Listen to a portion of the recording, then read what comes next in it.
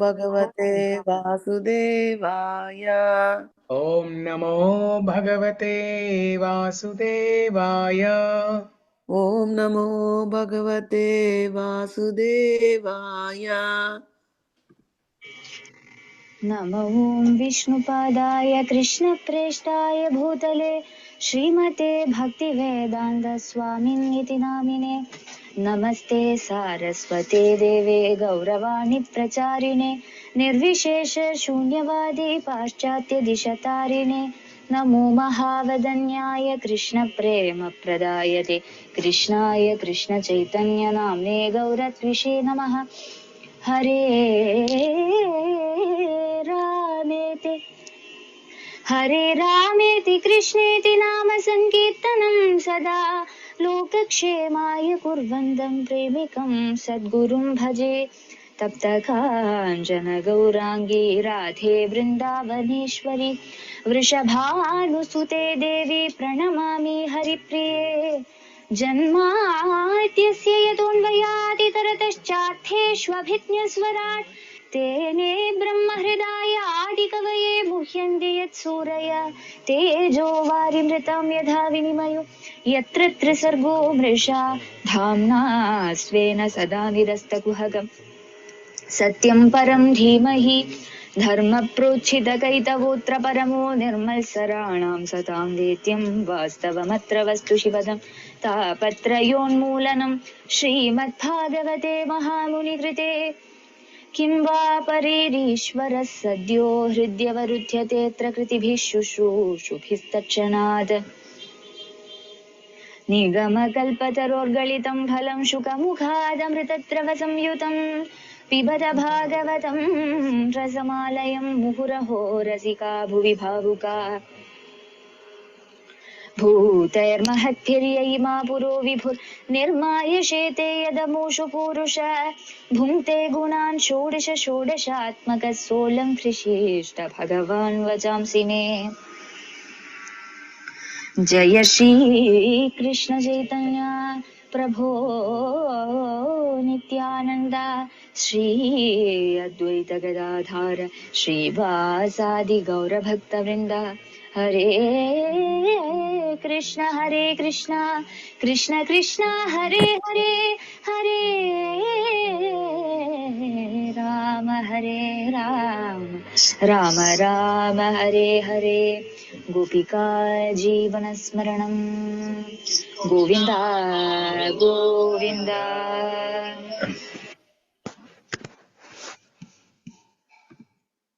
Okay, beautiful. So we will recite shlokas from chapter 4.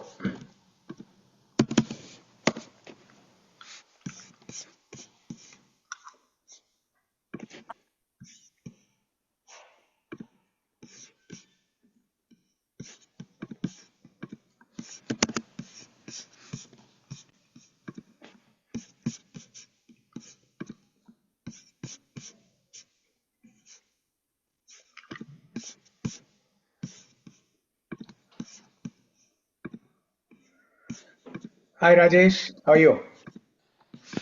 Hello Prabhuji, I'm doing good. How are you, sir? Yeah, good.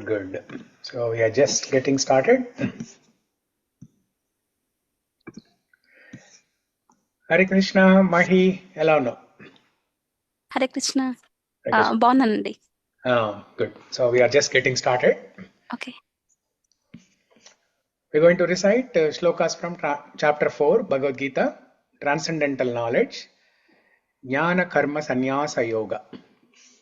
Shri Bhagavanuvacha Shri భగవాను వాచ Imam Vivasvate Yogam Proktavanahamavyayam ఇమం వివస్తతే యోగం ప్రోక్తవాన్ అహం అవయ్యయం. Vivasvan Manave Praha Manurikshvakave Bravit विवस्वन्मनवे Prabha मह्वार् ఇక్ష్వాక్వే బ్రవీత్. Evam parampara praptam imam rajarshyo viduhu. Imam एवं parampara परम्परा प्राप्तम् इमं राजसया विदु सकाले नेह महता योगो नष्टा परन्तप काले नेह सकाले ममता योगस्नता परन्तप Okay, so I think I changed to a different tune. Okay, let me come to our regular tune. स एवायं मया तेद्य योगः प्रोक्ता पुरातनः स एव एवायं मया तेत्य योगा प्रोक्ता पुरातना भक्तोऽसि मे सखा चेति रहस्यं ह्येतदुत्तमम् भक्तोऽसि मे सखी चेति रहस्यं हेहितम् उत्तमम् अर्जुन उवाच अर्जुन उवाच अपरं भवतो जन्म परं जन्म विवस्वतः परं जन्म जन्म परं जन्म विवस्वत कथमेतद्विजानीयं त्वमादौ प्रोक्तवानिति कथमेतं विचायेनं त्वम् आदौ प्राप्तवान् इति श्रीभगवानुवाच श्रीभगवान् उवाच बहूनि मे व्यतीतानि जन्मानि तव चार्जुन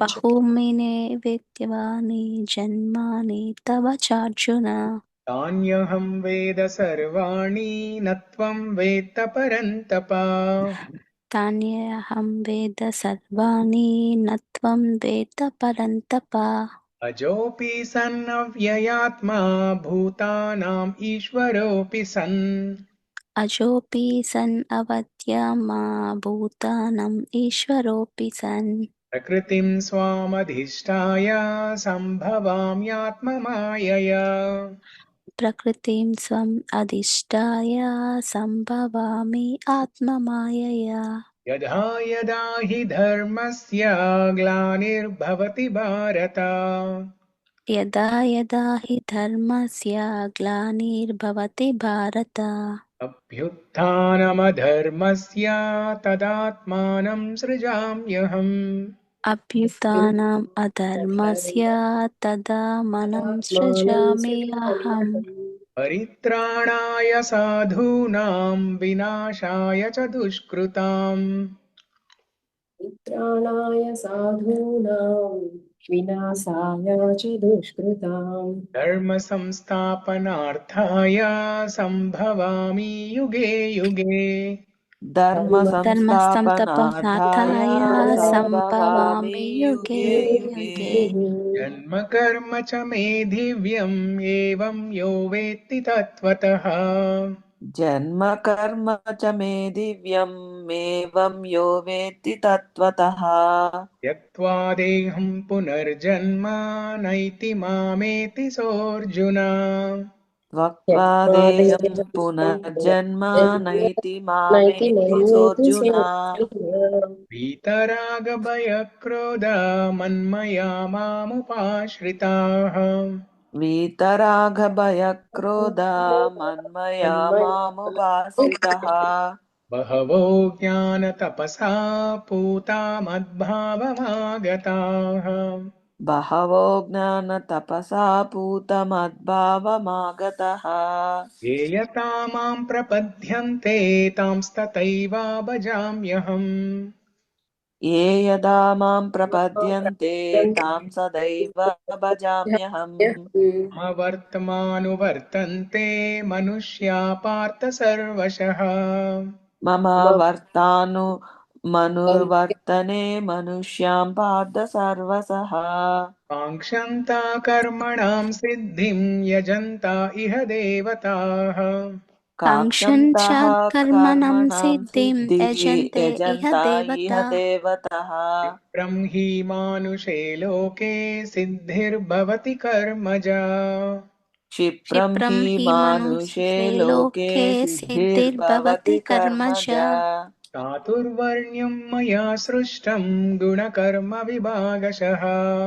चातुर्वर्णं चातुर्वर्णं मया मया सृष्टं सृष्टं गुणकर्मविभागसा गुणकर्मविभागसः तस्य कर्तारमपि मां विद्य कर्तारमव्ययम् तस्य तस्य कर्तारमपि मां कर्तारमपि मां विद्धि विद्या कर्तारमव्ययम् अकर्तामामव्ययम् न मां कर्माणि लिम्पन्ति न मे कर्मफले स्पृहा न न मां मां कर्माणि कर्माणि लिम्पन्ति लिपन्ति न मे न मे कर्मफले स्पृहा कर्मफले स्पृहा इति मां योऽभिजानाति कर्मभिर्न स बध्यते इति इति मां मां योऽभिजानाति योऽभिजानाति कर्मभिर्न कर्मभिर्न स सबध्यते बाध्यते एवं ज्ञात्वा कृतं कर्म पूर्वैरपि मुमुक्षुभिः एवं एवं ज्ञात्वा ज्ञात्वा कृतं कृतं कर्म कर्म पूर्वैरपि पूर्वैरपि मुमुक्षुभिः मुमुक्षुभिः कुरु कर्मैव तस्मात् त्वं पूर्वतरं कृतम् कुरु कुरु कर्मैव कर्मैव तस्मात् तस्मात् त्वं त्वं पूर्वं पूर्वतरं पूर्वतरं कृतम् कृतम् किं कर्म किमकर्मेति कवयोऽप्यत्र मोहिताः किं किं कर्म कर्म किमकर्मेति किमकर्मेति कवयोऽपत्र कवयोऽप्यत्र मोहितः मोहिता तत्ते कर्म प्रवक्ष्यामि यज्ञात्वा मोक्षसे शुभात् तत्ते तत्ते कर्म कर्म प्रवक्ष्यामि प्रवक्ष्यामि यज्ञात्वा यज्ञातमोक्षसे मोक्षसुवास्तः शुभात् कर्मणो ह्यपि बोद्धव्यं च विकर्मणः कर्मणो कर्मणो कर्मणोऽप्यपि ह्यपि ह्यपि बोद्धव्यम् बोद्धव्यं बोद्धव्यं बोद्धव्यं बोद्धव्यम् च च च विकर्मण विकर्मणः विकर्मणः अकर्मणश्च बोद्धव्यं गहना कर्मणो गतिः अकर्मणश्च अकर्मणश्च बोद्धव्यं बोद्धव्यं बोद्धव्यम् गहना गहना गहना कर्मणो गतिः कर्मगता कर्मण्यकर्म यः पश्येद् अकर्मणि च कर्म यः कर्मण्यकर्म यः यपश्चेत् पश्यते अकर्मणि कर्मणि च च कर्म कर्म यः यः स बुद्धिमान् मनुष्येषु स युक्ता कृत्स्नकर्म कृत् सबुद्धिमान् सबुद्धिमान् मनुष्येषु मानुष्येषु स सयुक्ता युक्ता कृष्णकर्मकृत् कृत्स्नकर्मकृत् यस्य सर्वे समारम्भा कामसङ्कल्पवर्जिताः यस्य यस्य सर्वे सर्वे समारम्भा समारम्भा कामसङ्कल्पवर्जितः कामसङ्कल्पवर्जिताः ज्ञानाग्निदग्धकर्माणम् तमाहो पण्डितम् बुधाः ज्ञानाग्निदग्धकर्माणं ज्ञानाग्निदग्धकर्माणं तमाहुः तमाहु पण्डितः पण्डितः बुधाः पण्डितबुधः बुधा त्यक्त्वा कर्मफलासङ्गम् नित्यतृप्तो निराश्रयः त्यक्त्वा त्यक्त्वा कर्मफलासङ्गं कर्मफलासङ्गं नित्यतृप्तो नित्यतृप्तो निराश्रयः निराशरः कर्मण्यभिप्रवृत्तोऽपि नैव किञ्चित् करोति सः कर्मण्ये कर्मण्यभिप्रवृत्तोऽपि अभिप्रवृत्तोऽपि नैव नैव किञ्चित् किञ्चित् करोति करोति सः सः निराशीर्यतचित्तात्मा त्यक्तसर्वपरिग्रहः निराशीर्यतचित्तात्मा निराशीर्यतचित्तात्मा त्यक्त्य त्यक्तसर्वापरिग्रहः त्यक्तसर्वपरिग्रहः शारीरं केवलं कर्म कुर्वन्नाप्नोति किल्बिषम् शरीरं शारीरं केवलं केवलं कर्म कर्म कुर्वन्नाप्नोति कुर्वन्नप्नोति किल्बिषम् किल्बिषम् कुर्वन्नाप्नोति यादृच्छालाभसन्तुष्टो द्वन्द्वातीतो विमत्सरः यदृच्छाफलाभसन्तुष्टो यादृशालभसन्तुष्टो द्वन्द्वातीतो द्वन्द्वातीतो विमत्सरः विमुक्तः समासिद्धौ असिद्धौ च कृत्वापि न निबध्यते समासिद्धौ सिद्धौ समासिद्धावसिद्धौ च च प्रसिद्धौ च कृत्वापि कृत्वापि न न कृत्वापि न निबध्यते निबध्यते निबध्यते गतसङ्गस्य मुक्तस्य ज्ञानावस्थितचेतसः गतसङ्गस्य गतसङ्गस्य मुक्तस्य मुक्तस्य ज्ञानावस्थितचेतसः ज्ञानावस्थितचेतसः यज्ञायाचरत कर्म समग्रं प्रविलीयते यज्ञायाचरता यज्ञायाचरतः कर्म कर्म समग्रं समग्रं प्रविल्यते प्रविलीयते ब्रह्मार्पणं ब्रह्महविर्ब्रह्माग्नौ ब्रह्मणाहुतम् ब्रह्मार्पणं ब्रह्मार्पणं ब्रह्महविर्ब्रह्म ब्रह्महविर्ब्रह्माग्नौ ब्रह्मणाहुतम् ब्रह्मणाहतम् ब्रह्मणाहुतम् ब्रह्मैव तेन गन्तव्यं ब्रह्मकर्म समाधिना ब्रह्मैव ब्रह्मैव तेन तेन गन्तव्यं गन्तव्यं ब्रह्मकर्म ब्रह्मकर्म समाधिना समाधिना ब्रह्मकर्मसमाधिना दैवमेवापरे यज्ञं योगिना पर्युपासते दैवमेवापरो दैवमेवापरे यज्ञं यज्ञं योगिनः योगिना पर्युपासते पर्युपासते ब्रह्माग्नौ अपरे यज्ञं यज्ञेनैवोपजुह्वति ब्रह्माग्नौ ब्रह्माग्नौ अपरे अपरे यज्ञं यज्ञं यज्ञेनैवोपजुह्वति यज्ञेनैवोपजुह्वति श्रोत्राणीन्द्रियाण्यन्ये संयमाग्निषु जुह्वति सर्वाणीन्द्रियकर्माणि श्रोत्राणीन्द्रियाण्यन्ये संयमाग्निषु प्राणकर्माण जुह्वति चापरे शब्दादीन् विषयानन्या इन्द्रियाग्निषु जुह्वति शब्दादीन् शब्दादीन् विषयाण्यन्या विषयानन्या इन्द्रियाग्निषु इन्द्रियाग्निषु जुह्वति जुह्वति सर्वाणीन्द्रियकर्माणि प्राणकर्माणि चापरे सर्वाणीन्द्रियकर्माणि सर्वाणीन्द्रियकर्माणि सर्वाणीन्द्रियकर्माणि प्राणकर्माणि प्राणकर्माणि चापरे चापरे प्राणकर्माणि आत्मसंयम्य योगाग्नौ जुह्वति ज्ञानदीपिते आत्मसंयम्य आत्मसंयम्य आत्मसंयम्य योगाग्नौ योगाग्नौ जुह्वति जुह्वति ज्ञानदीपिते ज्ञानदीपते द्रव्ययज्ञस्तपो यज्ञा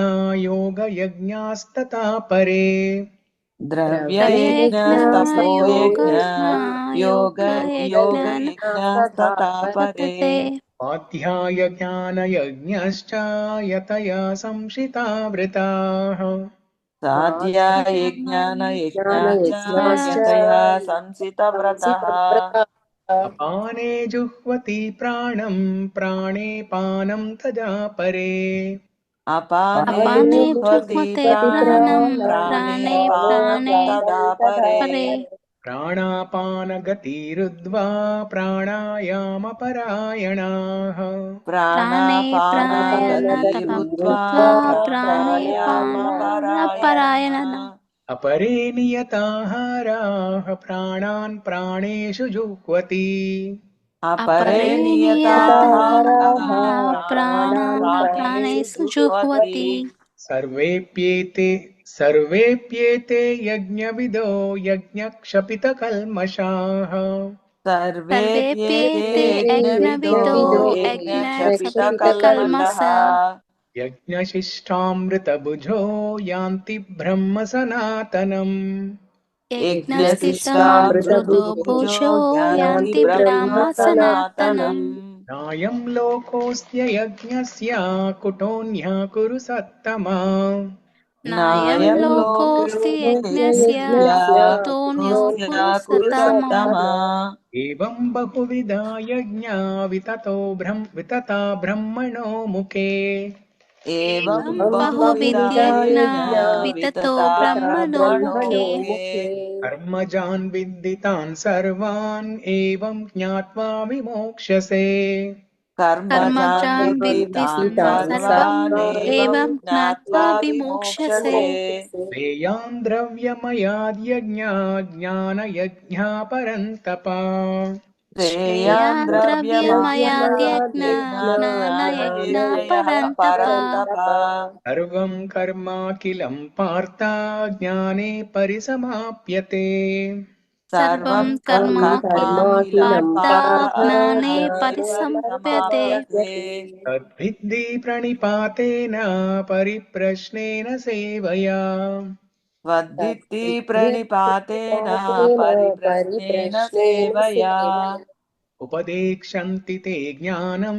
ज्ञानिनस्तत्त्वदर्शिनः उपदेक्षन्ति ते उपदिशन्ति ते ज्ञानं ज्ञानं ज्ञानिना ज्ञानिनः सत्त्वदर्शिनः तत्त्वदर्शिनः यज्ञात्वा न पुनर्मोहम् एवं यास्यसि पाण्डव यत् यत् आत्मा न ज्ञात्वा न पुनर्मोहम् पुनर्मोह एवं मः यास्यपि पाण्डव येन यास्यसि भूतान्यशेषाणि द्रक्ष्यस्यात्मन्यतो मयि येन येन भूतान्यशेषाणि भूतान्यशेषाणि द्रक्ष्यस्वात्म न द्रक्ष्यस्यात्मन्यथो ज्ञतो मयि मयि अपि चेदसि पापेभ्यः सर्वेभ्यः पापकृत्तमः अपि अपि चेदसि चेदपि पापेभ्यः पापेभ्यः सर्वेभ्यो सर्वेभ्यः पापकृत्तमः पापकृत्तमः सर्वं ज्ञानप्लवेनैव वृजिनं सन्तरिष्यसि सर्वं सर्वं सर्वं ज्ञानप्लवेनैव ज्ञानप्लवेनैव वृजिनं सन्तरिष्यसि सन्तरिष्यसि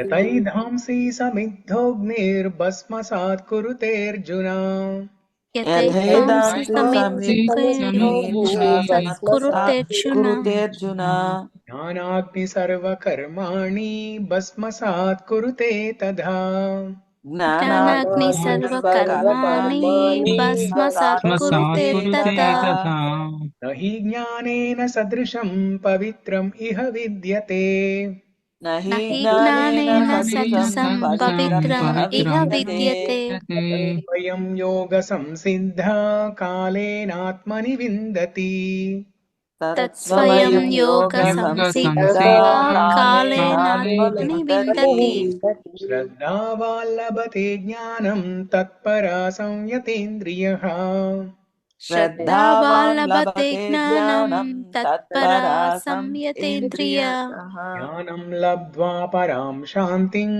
अचिरेणाधिगच्छति ज्ञानं ज्ञानं लब्धा लब्ध परं परां शान्तिम् अचितेन्द्रिय गच्छति शान्तिमचिरेणाधिगच्छति अज्ञश्च श्रद्ददानश्च संशयात्मा विनश्यति अग्नश्च अग्नश्च श्रद्धदानश्च श्रद्धदानश्च संशयात्मा संशयात्मा विनश्यति विनश्यति नायं लोकोऽस्ति न परो न सुखं संशयात्मनः नायं नायं लोकोऽस्ति लोकोऽस्ति न न परो परो न न सुखं सुखं संशयात्मनः संशयात्मनः योगसन्न्यस्तकर्माणं ज्ञानसञ्छिन्न संशयम् योगसंन्यस्तकर्माणां योगासंन्यस्तकर्मणां ज्ञानसञ्छिन्न ज्ञानसञ्छिन्न संशयम् संशयम् आत्मवन्तं न कर्माणि निबध्नन्ति धनञ्जय आत्मवन्तं न आत्मवन्तान् न कर्माणि कर्माणि निबध्नन्ति निबद्धन्ति धनञ्जय धनञ्जय तस्मादज्ञानसम्भूतं हृत्स्थं ज्ञानाशिनात्मनः तस्मादज्ञानसम्भूतं तस्मादज्ञानसम्भूतं हृष्टं हृदं ज्ञानासिनात्मना ज्ञानासिनात्मनः त्वैनं संशयं योगम् आत्तिष्ठोत्तिष्ठ भारत चित्वैनं चित्वैनं संशयं संशयं योगम् अत्तिष्ठोत्तिष्ठ योगामातिष्ठोत्तिष्ठ भारत भारत ॐ तत्सदिति श्रीमद्भगवद्गीतासु उपनिषत्सु ब्रह्मविद्यायां योगशास्त्रे श्रीकृष्णार्जुनसंवादे ज्ञानकर्मसन्न्यासयोगो नाम चतुर्थोऽध्यायः। Okay, so wow, we have more people. Venugopal, Hare Krishna. Hare Krishna Prabhu. Hare Krishna. Yeah, we have ఇవాళ అంతా తెలుగు పీపుల్లే ఉన్నట్లున్నారండి. now we have Deepa. ఓ Deepa okay. Hare Krishna, Deepa. Yes. Hare Krishna, Prabhuji. Hare Krishna. Hare Krishna. Vidya, Hare Krishna. Hare Krishna, Prabhuji. Yeah, Annapurna, Hare Krishna. How are you? Hare Krishna, Prabhuji. Fine, thank you, Prabhuji. How are you? Yeah, good, good. Thank you. Okay, so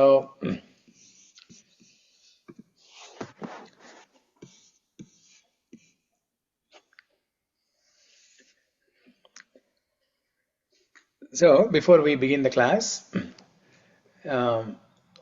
I want to share something.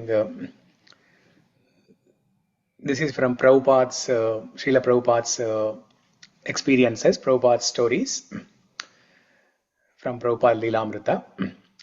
So once Prabhupada was reading, when he was in America, he was reading different letters to some devotees who are sitting in front of him.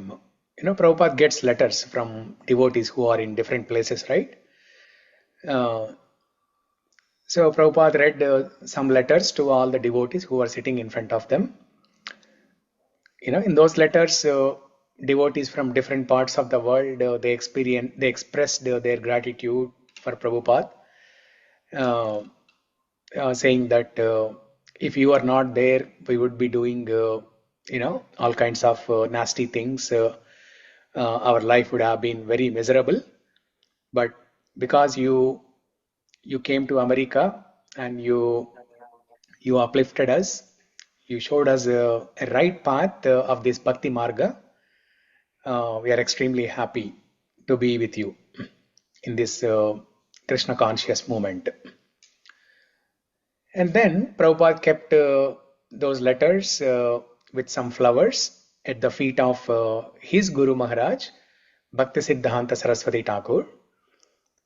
And then he looked at one lady and asked her, "So, are you happy ever since you joined Krishna consciousness movement, and ever since you started chanting, reading Bhagavad Gita, Bhagavatam, etc., are you happy? Prabhupada asked. And this lady replied, yes, Prabhupada, I'm very happy that I'm reading Bhagavad Gita, Srimad Bhagavatam, I'm hearing lectures from you, I'm chanting Hare Krishna Maha Mantra, I'm associating with devotees, I'm very happy. So like that, Prabhupada asked a few other devotees. They looked at him and they looked at each of those devotees and asked the same question. Everybody expressed their happiness. And then in the end, Prabhupada said one thing very beautiful, that this is the success of this movement. If you are happy, you share it with others. If you are happy with chanting Hare Krishna Maha Mantra, if you are happy reading Bhagavad Gita, if you are happy reading Srimad Bhagavatam, if you are happy coming to the temple, if you are happy doing some seva, if you are happy associating with the devotees, so you share it with others and encourage them also to come and join us. So that was a very beautiful thing that Prabhupada said. And that's how this whole Krishna consciousness movement, ISKCON, has grown over a period of last 40, 50 years. It's only when devotees share their good experiences with other devotees or other people, other non-visitors, non-devotees or visitors, then they will be inspired to come and join and take advantage of this Bhagavad Gita. So whenever there is an opportunity, you all should speak to your friends, your family, your neighbors, colleagues, etc. And then in whatever way, you can inspire them. Sometimes you can directly speak some philosophical points, or sometimes you just say that don't you feel so hectic with all of this work? Don't you feel stressed every day, working from morning till evening 8, 9 o'clock? Don't you feel the stress? You can ask them. Obviously, everybody will say, yes, I'm stressed out. And then you say, you know what, every weekend what I do, I go to the temple, I participate in the kirtan, I dance, and I attend Bhagavad Gita classes, I read Bhagavad Gita, I sing some kirtans, and I'm feeling so happy. You just tell like that. You don't have to ask them, would you like to try, would you like to come, like that. Now when they hear that you are happy by doing this, they'll also give it a try. So at least you try that. Okay. Now, last week we discussed shloka 16. Kim karma kimakarmeti kavayopyatra mohitaha tatte karma pravakshyami yajnatva mokshase shubhat. Kim karma, what is karma? Kim akarma, what is akarma? Kavayopyatra mohitaha. Kavi means the intelligent people, the learned people. Even the learned people, they become mohita. They become bewildered. They are confused about what's the right course of action and what is not the right thing to do. What is a good action, what is a bad action. Even the great learned people, intelligent people, they are also confused. And we discussed an example of Yudhishthira Maharaj, how even after winning the kingdom, even after winning the battle of Kurukshetra and winning the whole kingdom, he was not ready to sit on the throne. He was thinking, he had a great repentance in his heart. Because of me, millions of people have died. So I think I have done a great mistake. I have done vikarma, papa karma. So like that, he was not feeling good about it. Then Bhishma Dev consoled him. He pacified him by teaching Raja Dharma, Stri Dharma, Varna Dharma, and then Vishnu Sahasranama, all of that. So that shows an example that even great people like Yudhishthira Maharaj, they get bewildered in deciding, they get confused in deciding what is a good action, what is a bad action. Okay, so today we'll discuss shloka number 17. 17 did we discuss last week? I think we did, right? Yeah, intricacies of action are very hard to understand. Therefore, one should know properly what action is, what forbidden action is, and what inaction is. Yeah. So, because the intricacies of action are very complicated to understand, we don't know which action is causing us the trouble that we are going through in this present situation. Even though we haven't done anything bad in this life, sometimes we will suffer, right? And we keep scratching our head, figuring out, oh, why did this happen to me? Why is God punishing me like this, even though I haven't done anything? So instead of thinking like that, it's better to focus on what needs to be done. It's better to focus on what needs to be done. So there was it's a tendency in the society that when there is a success or when there is happiness, we don't ask any question. We don't ask any question, why me? Why am I'm being happy? Why is God giving me happiness? We don't ask questions like this. But only when things go wrong, when there are failures, when there is distress, then we ask questions. So there was a famous tennis player. His name is Arthur Ashe. So he was a Wimbledon champion. This tennis player, Arthur Ashe, he was a Wimbledon champion. But after a few years, he was detected with cancer. And then his fans, he has fans all over the world. One of his fan asked him in a letter, he asked him, why did God do this to you? And the way he responded to that letter was very interesting. He said, every year there are about 500 million people who learn tennis all over the world. 500,000 people, they learn tennis all over the world. Because if you see in the schools, right, most of the boys, they learn tennis. So like that, whole of the world, in the entire world, about 500,000 people learn tennis. Out of them, half of them, they actually learn how to play tennis. Out of the 500,000 people who try to learn tennis, half of them, about, let's say 250 million, they learn to play tennis.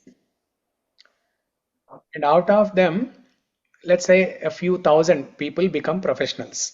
Let's say 50,000 people become professionals. And out of those 50,000 professionals, very few enter the tournament called Grand Slam, right? Grand Slam tournament. Let's say 1,000, 2,000, or let's say 5,000 people enter the Grand Slam. So Grand Slam is a tournament before somebody goes to Wimbledon. Wimbledon is the highest match in tennis. So out of the 5,000 people who play in Grand Slam, let's say less than 100, 50, 60 people enter this prestigious Wimbledon match. And out of those 50, 60 people who play in Wimbledon, only 4 of them enter the semi-finals. That number is fixed, the 4. Only 4 will be qualified to enter the semi-final. All others will be eliminated. And out of those 4 from semi-finals, 2 will be eliminated and 2 will qualify for the final match. And then what happens in the final match? Only one person wins. Only one person is awarded with that Wimbledon trophy as a Wimbledon champion. And that was me, Arthur, this tennis player, Wimbledon champion, Arthur Ashe.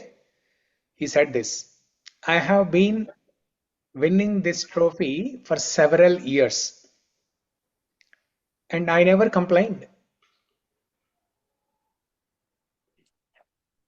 I never complained that why only me, getting the award. Why was I only winning all the time? I never asked God, why me, why me? Since I never asked God, why me, when I was winning the trophy, now why should I ask the God, or why should I complain when I'm diagnosed with this cancer?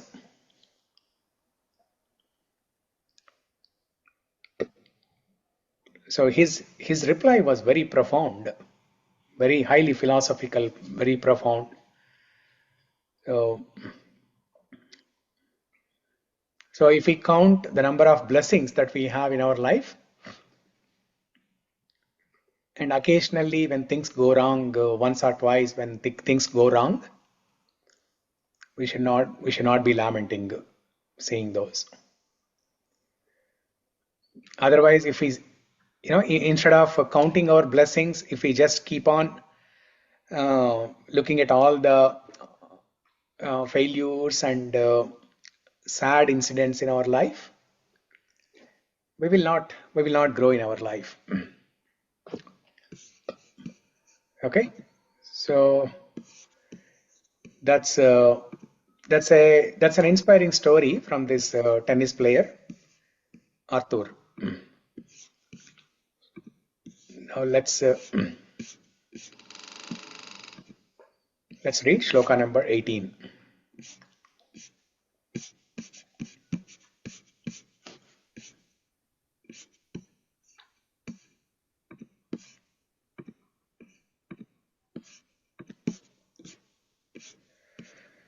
Okay, Bhagavad Gita, chapter 4, shloka number 18. Shri Bhagavan Uvacha श्रीभगवानुवाच Karmanya karmaya pashed akarmani cha karmayah कर्मण्यकर्मय Anyakर्माय पश्यते पाशेदकर्मणिश्च अकर्मणि च कर्मया कर्मय Sabuddhiman manusheshu sayukta kritsna karma krit. सबुद्धिमान् बुद्धिमान् मनुष्येषु मनुष्येषु प्रयुक्त संयुक्तकृष्णकर्म कर्मकृत् Karmani, inaction, akarma, inaction. Yeah, one who. Pashet, observes. Akarmani, inaction. Akarmani, in inaction. Cha, also. Karma, fruitive action. Yeah, one who. Sa, he. Buddhiman is intelligent. Manusheshu, in human society. Sa, he. Yukta, is in the transcendental position. Krishna karma krit, although engaged in all activities. Yeah, this is the name I was telling last week, right? When I went to a pharmacy in Samamish, I went to bottle drugs pharmacy, and then there was an Indian lady who was helping giving the medicine. So when I looked at her name badge, the name says Sayukta. Then immediately I remembered this shloka. Sayukta Krishna Karma Krit. Sayukta Krishna Karma Krit. One who sees inaction in action and action in inaction is intelligent among men, and he is in the transcendental position, although engaged in all sorts of activities. Okay. Uh, Deepa, are you able to read this purport?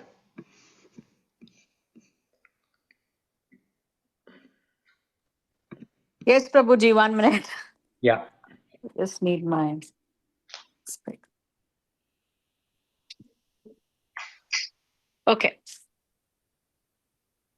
A person acting in Krishna consciousness is naturally free from the bonds of karma.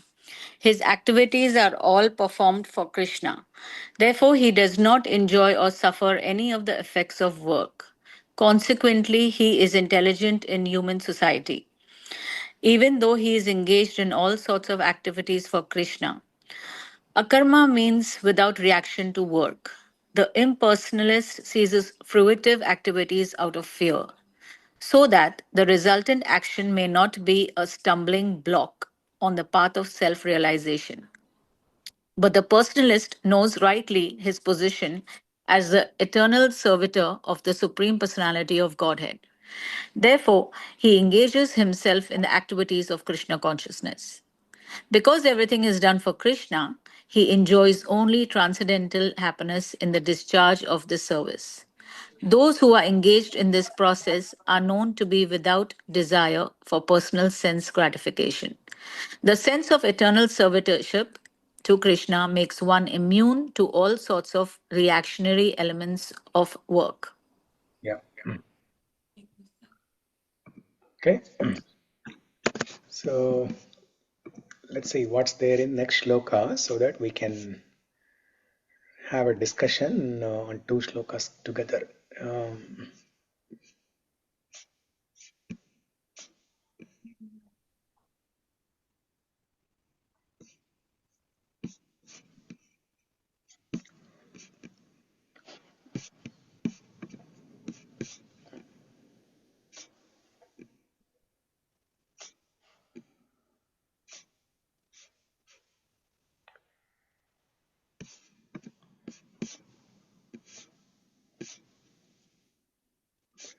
okay, so what we'll do is we'll read 2-3 shlokas, the translation, purport, everything, and then we'll have a combined discussion.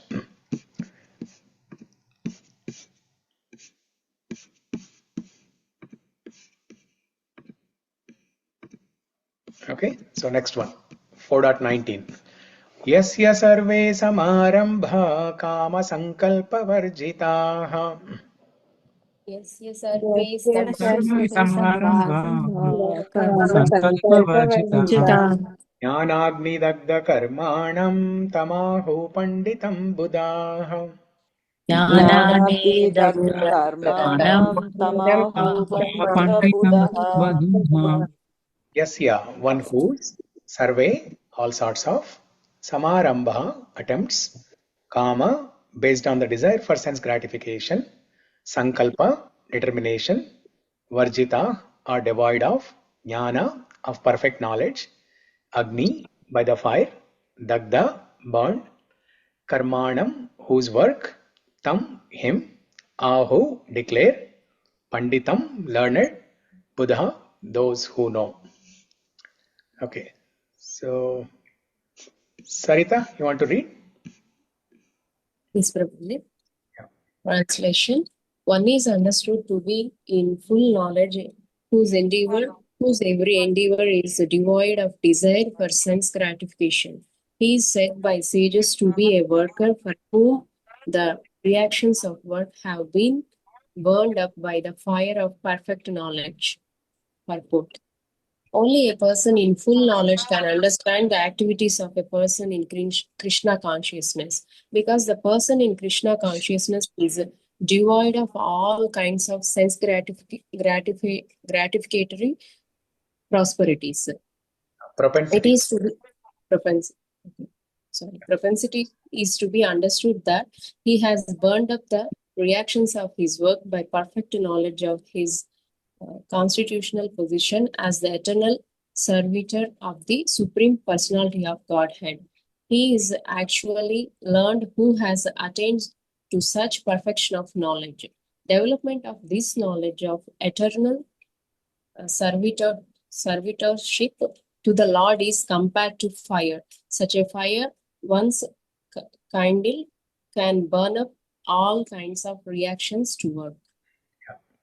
So we'll read one more shloka and then we'll have discussion. Tyakta karma phala sangam nityatrupto nirashrayah. karma phala sangam नित्यतृप्तो nityatruto निरासरः nirasayah Karmanyabhi pravrittopi naiva kinchit karoti saha. कर्मण्येऽपि प्रवृत्तिभिः naive naiva किञ्चित् kinchat करोति karoti सः saha. Tyaktva, having given up, karma phala sangam, attachment for fruitive results, nitya, always, tripta, being satisfied, nirashrayah, without any shelter, karmani, inactivity, abhipravritta, being fully engaged, api, in spite of, na, does not, eva, certainly, kinchit, anything, karoti, do, saha, he. Okay. Rajesh, are you there? Yeah, I'm there. Yeah. Can you read this translation and purport? Sure. Abandoning all attachment to the results of his activities, ever satisfied and independent. He performs no fruitive action, although engaged in all kinds of undertakings. Purport. This freedom from the bondage of actions is possible only in Krishna consciousness. When one is doing everything for Krishna, the Krishna conscious person acts out of pure love for the Supreme Personality of Godhead, and therefore he has no attraction for the results of the action. He is not even attached to his personal maintenance, for everything is left to Krishna. Nor is he anxious to secure things, nor to protect things already in his possession. He does his duty to the best of his ability and leaves everything to Krishna. Such an unattached person is always free from the resultant reactions of good and bad. It is as though he were not doing anything. Though it is as though he were not doing anything. This is the sign of akarma, or actions without fruitive reactions. Any other action, therefore, devoid of Krishna consciousness, is binding upon the worker, and that is the real aspect of Vikrama, as explained herein before. Yeah. Okay. So there are several concepts of importance here that we're going to discuss. What I will do is, I did not make a slide before, but I am going to open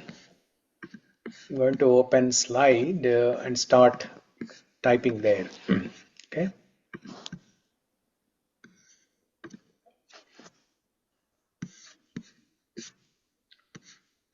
So maybe I have slides for few of them, but I don't have slides for everything. Let me see what I have.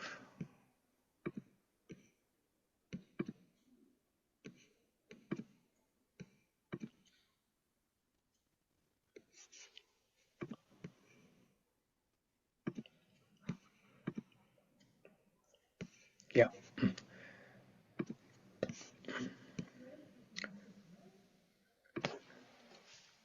So there are three types of karmas. So Krishna is explaining, starting from 4.17 onwards. So Krishna said, karmanya karmaya pravrittopi naiva kinchit karoti saha tyaktya karma phala sangam nityatrupto nirashrayah. So Krishna said, it is difficult, the intricacies of karma are very difficult to understand. So instead of figuring out which action from the past has caused me some suffering in the present moment in my life, it is better to focus on what needs to be done, and it is better to learn what karma is, what vikarma is, what akarma is, so that we will be very careful in future before performing any action. So forget about whatever happened so far. You can never figure out what you have done. You can never remember and recollect what you have done in the past life. Even in this life also, you may have done so many things and you don't remember, because of which some reactions are manifesting now and causing you some suffering in this moment. So it is difficult to understand these intricacies. So rather, if you are educated about this laws of karma, you will be careful in performing any action in the future. So there are three types of karma: karma, vikarma, akarma. So karma, also known as sakarma, that means good action. A good action will have a good result. And vikarma is a bad action. A bad action will have a bad result. And akarma is an action that has no reaction. So now we'll discuss about these three things in detail. So karma, also known as good karma or pious action, pious karma. And if you perform a good action, you will enjoy the results of it. And because you have to enjoy the results of your pious action, if you have too many credits in your account, in your good bank account, if you have too many good credits in your bank account, then you will enjoy some of those in this life, and then you have to take birth in the next life to continue enjoying those until you exhaust all the good credits. Similarly, the vikarma, the last one here. Vikarma is a completely opposite of karma. So it's a sinful action. Any action that is performed against scriptural injunctions is a sinful action. Papa karma.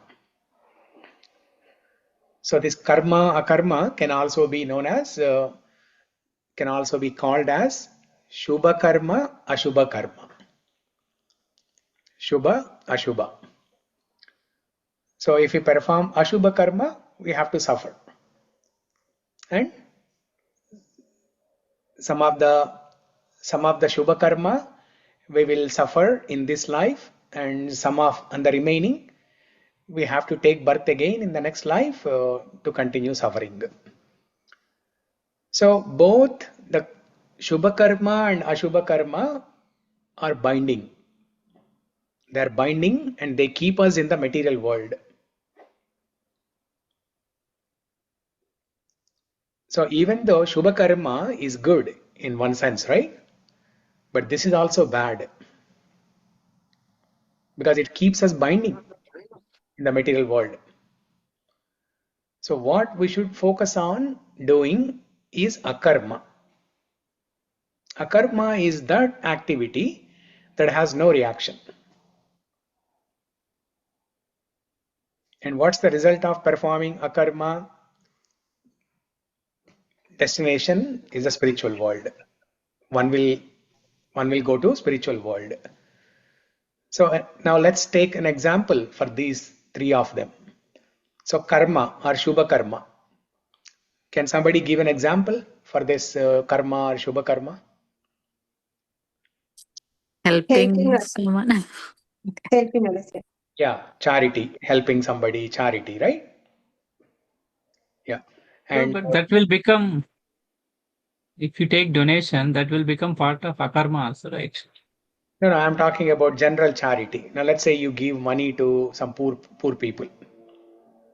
Oh, that is in karma? Yeah, that is karma. Oh, if you give money, right. Yeah, But yeah. if you give food, is it a karma then? No, Is it karma only? it also karma only.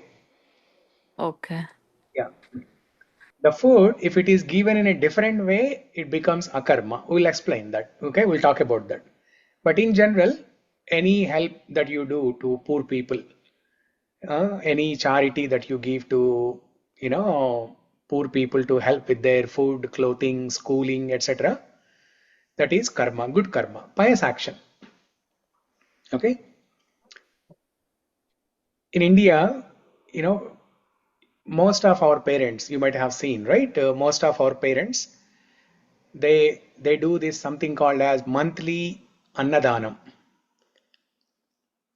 So they either they go to some place, some old age home or some orphanage, or at their home only they put a table outside, and then they cook nice meal. They invite all the poor people to come there once in a month during that time, and then they feed the poor people. So this is all pious action. Now give me an example for vikarma, bad karma, Harming others. harming others. Okay, yeah. So killing somebody, or all the four breaking all the four regulative principles, right? Like meat eating, uh, gambling, intoxication, all those things. Taking somebody else's property. Stealing someone's property, And yeah, all those by things. manasa, vacha, karmana, they say, right, Prabhuji? All three. Yeah. So, so these are One more, examples like of. Uh, thinking bad about others. Thinking bad about others is also means like Isha. yeah, yeah. That's also vikarma. Okay. That's also vikarma. Is jealousy also vikarma then? Jealousy, manipulation for sure. Mm. Jealousy as well? Like Yeah. Mataji said, thinking bad. That comes Yeah. out of envious nature only, right? Yes. Envy, jealousy, uh, criticizing somebody, gossiping about somebody. Yeah, these are all. Even though you're not physically hurting them, but as Srividya said, manasa, vachasa, you are hurting them. So Okay. karmana, manasa, vacha. So if you are performing any bad in these three ways, it is vikarma. Yeah, that's Yeah, a good Prabhuji, point. that's why they encourage to go to temple or hear Harikatha, because at least that time we don't do such things. Yeah, yeah, exactly. So yeah, you brought a very nice point, Srividya, that most of the times people think that vikarma or bad karma, sinful action is like killing somebody or hurting somebody physically. If I do some physical action, then it is a bad karma. But if I don't do any action, then it may not be considered bad action. But no, karmana, manasa, vacha. If you are performing anything against the scriptures, it's a sinful action. Intention is Prabhuji, bad. without saying anything outside, if you are thinking about someone in your own thoughts also, it's a vikarma. Yes, yes, it is. Yeah, If because intention is bad, you're means it is. you're So sending if you negative think thoughts. bad about somebody, that's vikarma. If you are thinking Like, bad about somebody, okay, let's say somebody talks to you badly or hurts you, and then, automatically you dislike the person and you don't have good thoughts about the person. That also is vikarma? yes, technically, Ideally, yes. Ideally, we technically, My should yes. be. God, that's so difficult. Yeah. In Bhagavad Gita, Krishna says we should be a friend to even an enemy. Right. Not only Right. being, But not only thoughts. being a friend to an enemy, we should see the presence of God in the enemy. But sometimes that is danger for us, right, Prabhuji? With enemy, how come we can do friendship? No, it is not dangerous. It is not dangerous. Uh, you know, we don't have to make friendship. For example, tiger, right? Mm, Krishna says in Bhagavad Gita that one should learn to see all living beings equal. All living beings, mm, human beings, animals, brahmanas, uh, chandalas, a meat eater, everybody. We should see everybody equal. It doesn't mm, mean you go to the forest and hug a tiger, right? mm, But at mm, the same time, we should maintain distance from the tiger. So enemies are people who are not friendly to us, people who criticize about us. We just have to maintain distance from them. We should not have any bad thoughts about them. We should not criticize them. We should not curse them. We should not tell to someone else negatively about this person, but we should just maintain distance from them. If they are saying about us also, we should be quiet. Yes. Yeah. I mean, if they are spreading rumors and if they are gossiping about us unnecessarily and it is disturbing the overall harmony, we should Mm, politely talk to them. We should politely talk to them and say that what you are doing is not good. I'm not happy about it. mm. Yeah. You can have a If polite intention, They discussion. won't agree, right, Prabhuji? They won't agree. Yeah. If they don't agree, then you just maintain. You just ignore. You maintain distance. okay. But Prabhuji, if we maintain distance, then whatever our karmic account is, Mhm. that will come back, right? If we maintain distance in this life, then next life we will come again together to clear that, No, no. Just because to fulfill the isn't it? karmic, debt, can you go and stand in front of the tiger? No, definitely not. Not, right? But here we are talking about, people who we have to, we cannot avoid. Let's say some, friends, extended family. Keeping a distance is healthy for our spiritual elevation. But Yeah, very what if difficult, you come Mataji. But across them? Then just but be quiet to whatever they say. Yeah. See, if the person is within the family, within the same house, right? Then obviously you cannot keep distance. You just have to accept it as karma and then just tolerate it. Learn to tolerate. For that, Krishna has given another instruction in second chapter. Okay. Matra sparshastu kaunteya shitoshna sukha dukkada agama payino nityah tam stitikshasva bharata. But if, Maybe we have to think this time will pass. yeah, and if the person is not within the same house, not same family, but as you said, extended family or a friend, right?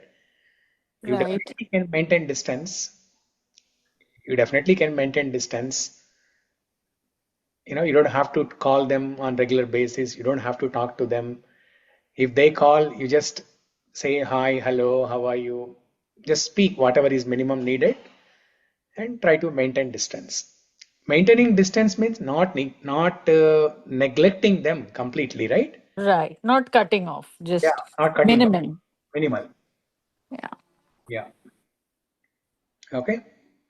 So now, If intention is bad behind any karma, can we say that is vikarma?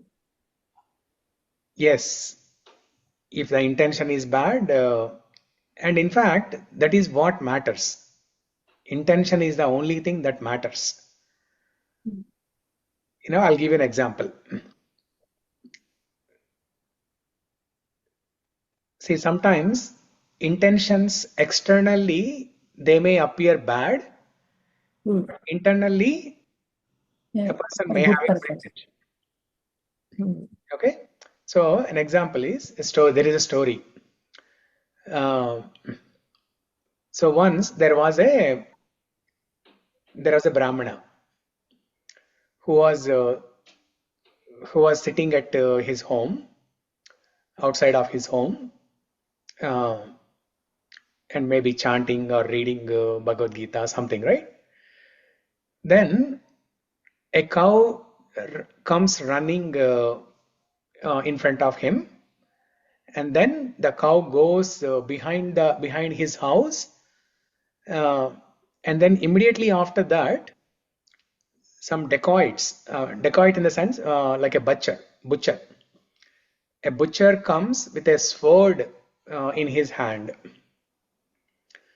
So this butcher, he comes running very fast there with a sword in his hand and stands in front of this Brahmana and asks this Brahmana, did you see a cow running here? Now, as per the Brahmana, as per the Brahmanical qualities or Brahmanical, um, rules and regulations, right? He should never speak lies. He should never speak lies. So he was thinking, I'm a Brahmana, I should not speak lie. But if I tell the truth, then they will kill the cow. So then he said, no, I have not seen any cow here. In fact, I have been sitting here since morning and there's no cow here. Maybe you go search on the other side, from where you came from. So hearing this, the butcher leaves. Now, whatever this person has done, he spoke a lie. Externally, it may look a bad action, vikarma. But his intention was very sincere, very genuine. It was a good intention to save the life of a cow. So Krishna only looks at that intention. Krishna, last week I sent a message in the group, right? I forwarded a message. God does not hear our words. God hears our Intentions. intention. Yes. Yeah. So So that becomes, oh, sorry, Prabhuji. even though externally what we speak, what we, the way we behave, the way we act may not look good, but if our intention is pure, then Krishna will only look at that. So if there is a cow means this one is good. If one wrong person is there, if he want to, so again that butcher asked not cow, that person. Yeah. If he said correct answer, like he's behind my house, then it will be karma. No, instead of cow, you said if there's a bad person. Any other bad person is there, and somebody came and asked, is there any person means he has to tell truth. Because of cow only, Yeah. Because of the cow, because cow, we know cow is in the mode of goodness. It should not be harmed. It should not be killed. Okay. But if there is another person, we should, because we don't know about that person, right? Whether that person is good or how bad, can we don't know. Yeah. So in that situation, how can we answer, Prabhuji? We should Whether remain it is silent. We should remain silent. Okay. We should remain silent. And if that butcher threatens us, then we can again say that no, I haven't seen anybody coming here. Oh, so to protect ourselves. To protect ourselves and also the other person, right? Because what if the other person is a good person? Yeah, that's all the situations we are facing is like that only, Prabhuji. That situation is bad or good, we don't know. How to react, we don't know. How to react for that situation, we don't know. That's the confusion. As you said in the last class, that's the confusion whether it is good or bad. Whether we have to do or not. Yeah. So Yeah, this is a confusion even the intelligent people also have. Simply by reading one or two shlokas from Bhagavad Gita from this chapter, this section, uh, we cannot be educated with all the intricacies and all the laws of karma. So what we are trying to do here is just scratch the surface, just understand these three things at a high level. Now, as you go in deep, there can be different circumstances, different situations, different examples. In this situation, what I should have done? Huh? So for that, we need to refer to a law book. That's why you see, right, in the attorney office, each law book is this much size in volume, and there are so many books. That's why our Bhagavatam, there are 12 cantos and 18 books. Each book is of this much size, and it occupies whole box, whole suitcase, big suitcase. And Bhagavatam is full of stories like this. What was the situation in that situation? How how Dhruva Maharaj acted, how Prahlada acted, how Vritrasura acted, uh, how the Gopa boys, gopis acted, how the Nagapatnis acted, how the Brahmanas in Vrindavan acted, how the wives of Brahmana acted. uh, So it's full of all the stories like this. How Yudhishthira acted, how Pandavas acted. It's full of stories. That's why you mentioned in the last class, just we have to follow footsteps of Mahajan. Yeah, yeah. Just follow the footsteps of Mahajans. Then we will understand. Then we'll try to understand to see the inconceivable, invisible plan of Krishna. Krishna consciousness is all about understanding the inconceivable plan of Krishna. One question, Prabhuji. Mhm. Yeah, like in the first example you mentioned, right? Like if you I think give some donation to some person, it will bind as that you're doing you're not doing good karma, but you're binding with us. Should I Yeah. think that as I'm clearing my previous karma with him, or should I think that I'm creating a new karma? Because I'm also thinking that hey, maybe last prior janma or some other time I was indebted to that, so that's why I'm giving this time to him. But Should I how think do we that know? How way? do we know? We don't know. That's Don't know, right? So then definitely you are creating new karma. Even though it's good karma, but you are creating new karma. So Yeah, that's very difficult to gauge that, right? right. So that's why the solution is to focus on the middle one, akarma. So both karma, vikarma, they are very complicated. As now the example that you gave, it proves that karma or good karma, shubha karma is very complicated. Now the example that Sarita gave, the last one, the last box, vikarma is also very complicated. That's why let's focus on the middle one, akarma. And in the same thing, like somebody asks me, "Hey, give me some money," Hmm. and I know that he's not going to return. If I give it to him, it's still a binding, right? It's still binding because if that person misuses that money, let's say he goes to a meat shop and buys some meat with that money, so you will get that karma.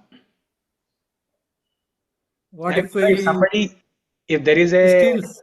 if there is a thief who is breaking into the house and putting a gun on the forehead and then demanding, then there is no option other than to give the money, right?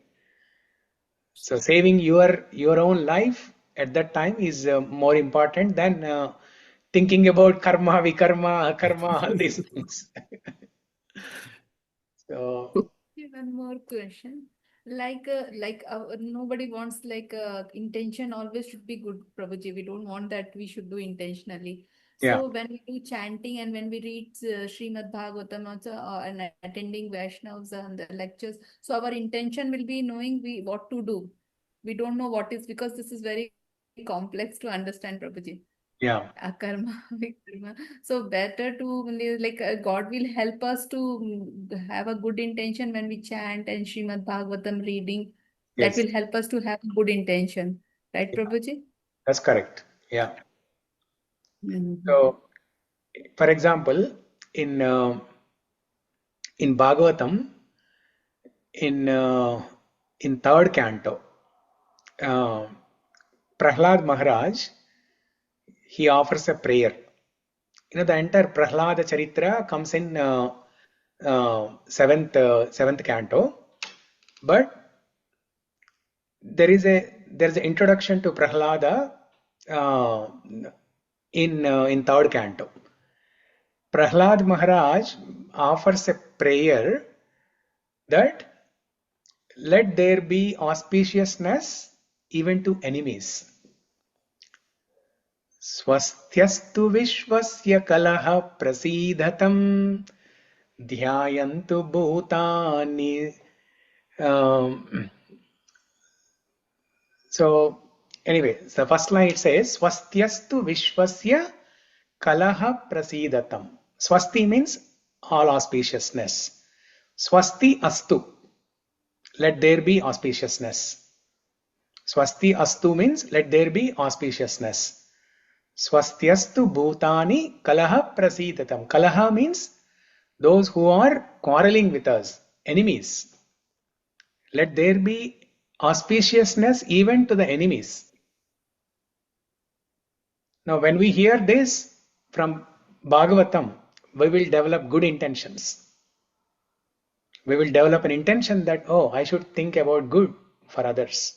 Even though they are harming, even though some people are eating meat, that's okay. Let me pray for all auspiciousness to them. Even to his father also, Prabhuji, even though he's tried to his father, Prahlad Maharaj, father itself tried so many times. Then also when Yeah, Nrsimha Swami came, then he also forgave him. Like that kind of so many ways he tried his father, yeah, Prahlad. yeah, అప్పుడు కూడా that is the yeah. So even then he asked to, asked Narsimhadev to forgive his father. yes, Prabhu. Swastyastu. Prabhuji, one question. Show this shloka. Does 1 second, Venugopal. yeah. Show this shloka. It's a very beautiful one. So it's from fifth canto, not third canto. Canto 5, Srimad Bhagavatam, Canto 5, Chapter 18. Prayers offered to the Lord by the residents of Jambudvipa. स्वस्त्यस्तु विश्वस्य कलह प्रसीदतं ध्यायन्तु भूतानि शिवं मिथो धिया मनश्च भद्रं भजतादधोक्षजे आवेश्यतां no मतिरप्यहैतुकी. So Annapurna, read this translation.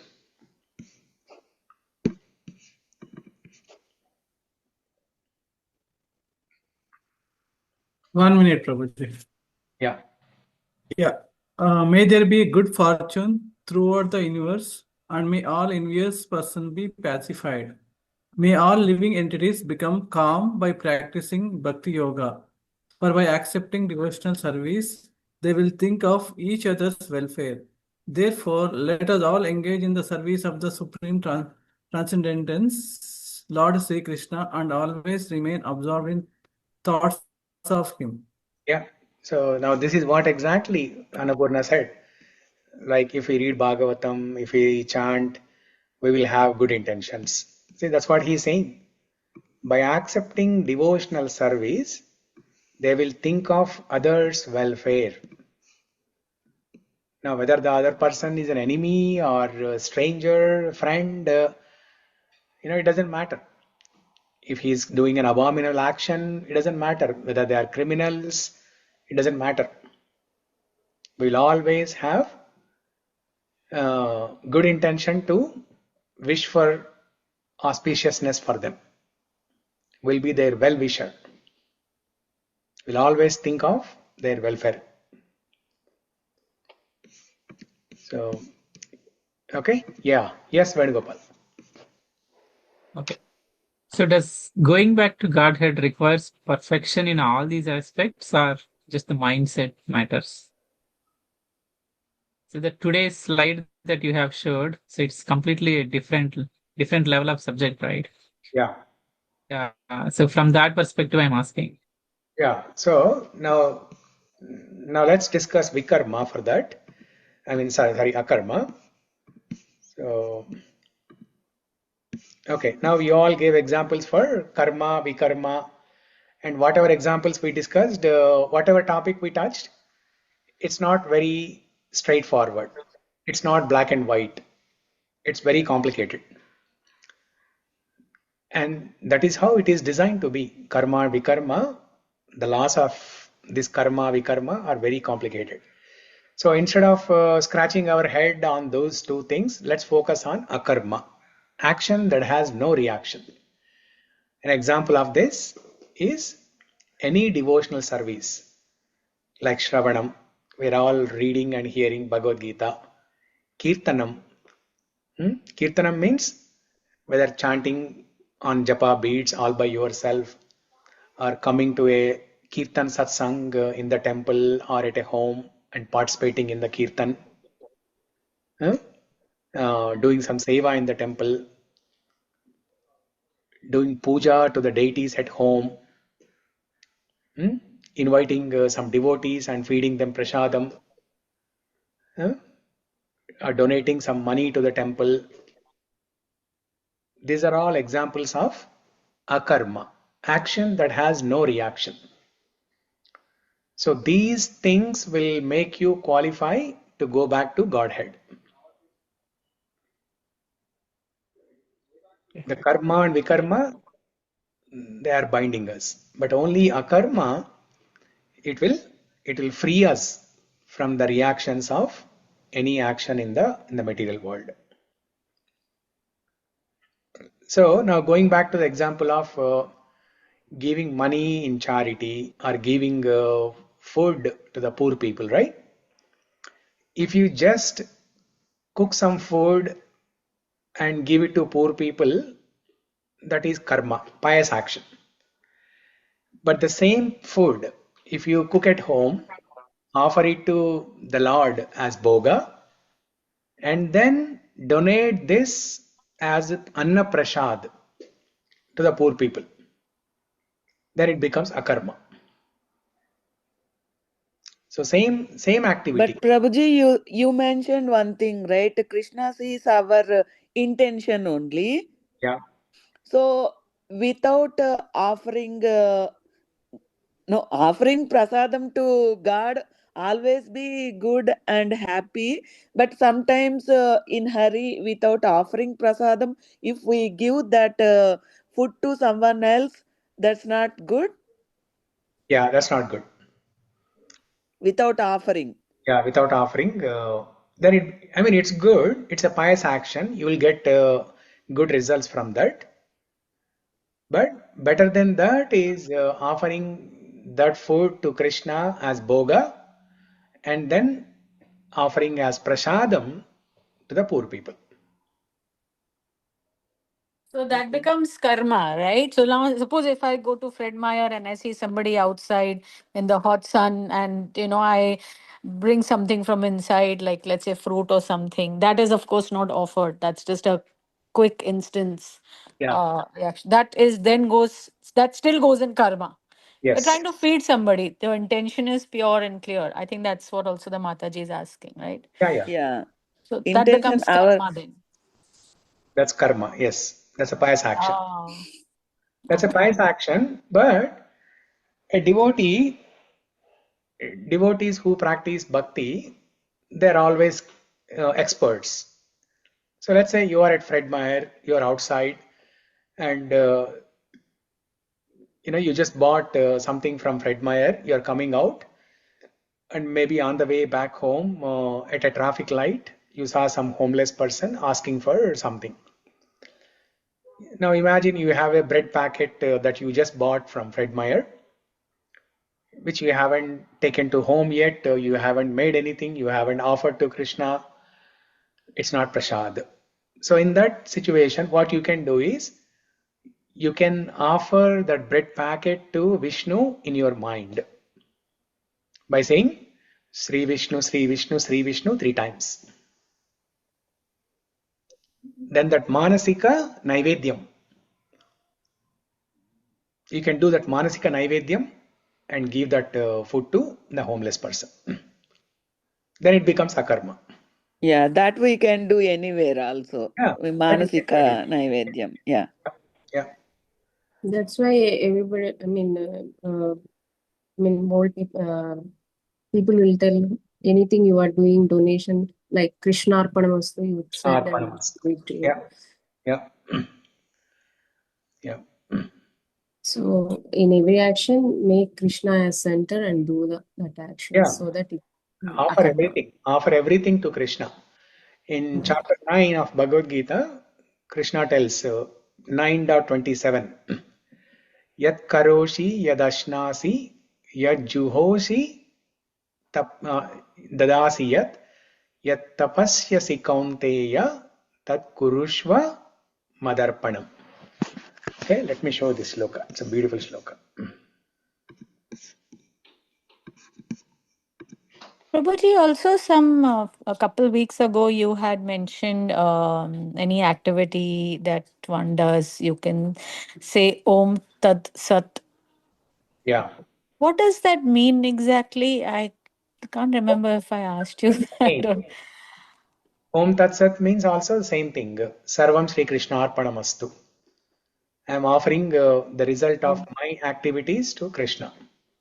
Okay. Because whatever action that I do is contaminated. Okay. That's Understood. why let me offer everything to Krishna to purify my actions. Okay. Thank you, Prabhuji.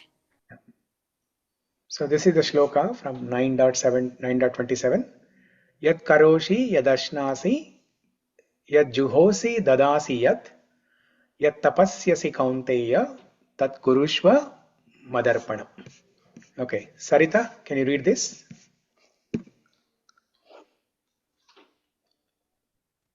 Whatever you do, whatever you eat, whatever you offer or give away, and whatever austerities you perform, do that, O son of Kunti, as an offering to me. Yeah. Now this is exactly what you said. Whatever you do, keep Krishna in the center and say Sarvam Sri Krishna Arpanamastu. Same thing Krishna is saying here in this shloka. Arpanam. Sarvam Sri Krishna Arpanamastu. Yeah. Okay. Because after all, yeah, go ahead. So the people say if we take a bath in Ganga or tell some slokas, feed the cow, then the vikarma will be going, right? Is it correct, Prabhuji? That is correct. But if we are doing that with an intention to nullify some of the ill effects of vikarma, you're actually getting good karma. You are getting punya karma. That is also binding. That is not good. Actual repentance should be there. If we know, if we don't know, we can't do much. But if we know something that we did bad, we can do repentance and then like doing these things.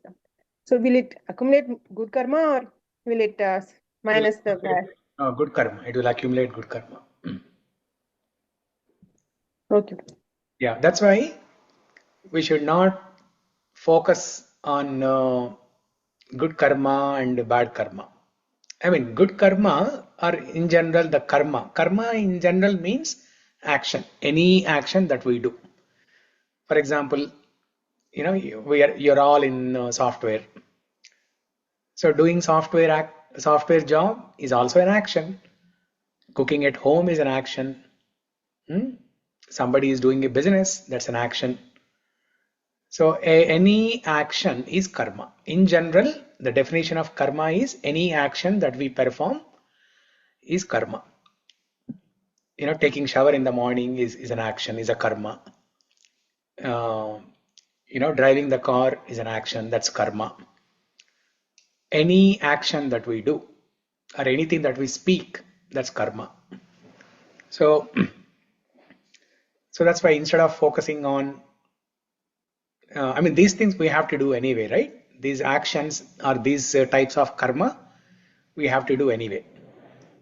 But our focus should be more on doing a karma. So now, let me explain about the different types of karmas. Now, since I spoke about some examples of what are some actions that can be called as karma, there are three types of uh, actions: naimittika karma, nitya karma, and kamya karma. Have you heard about this before?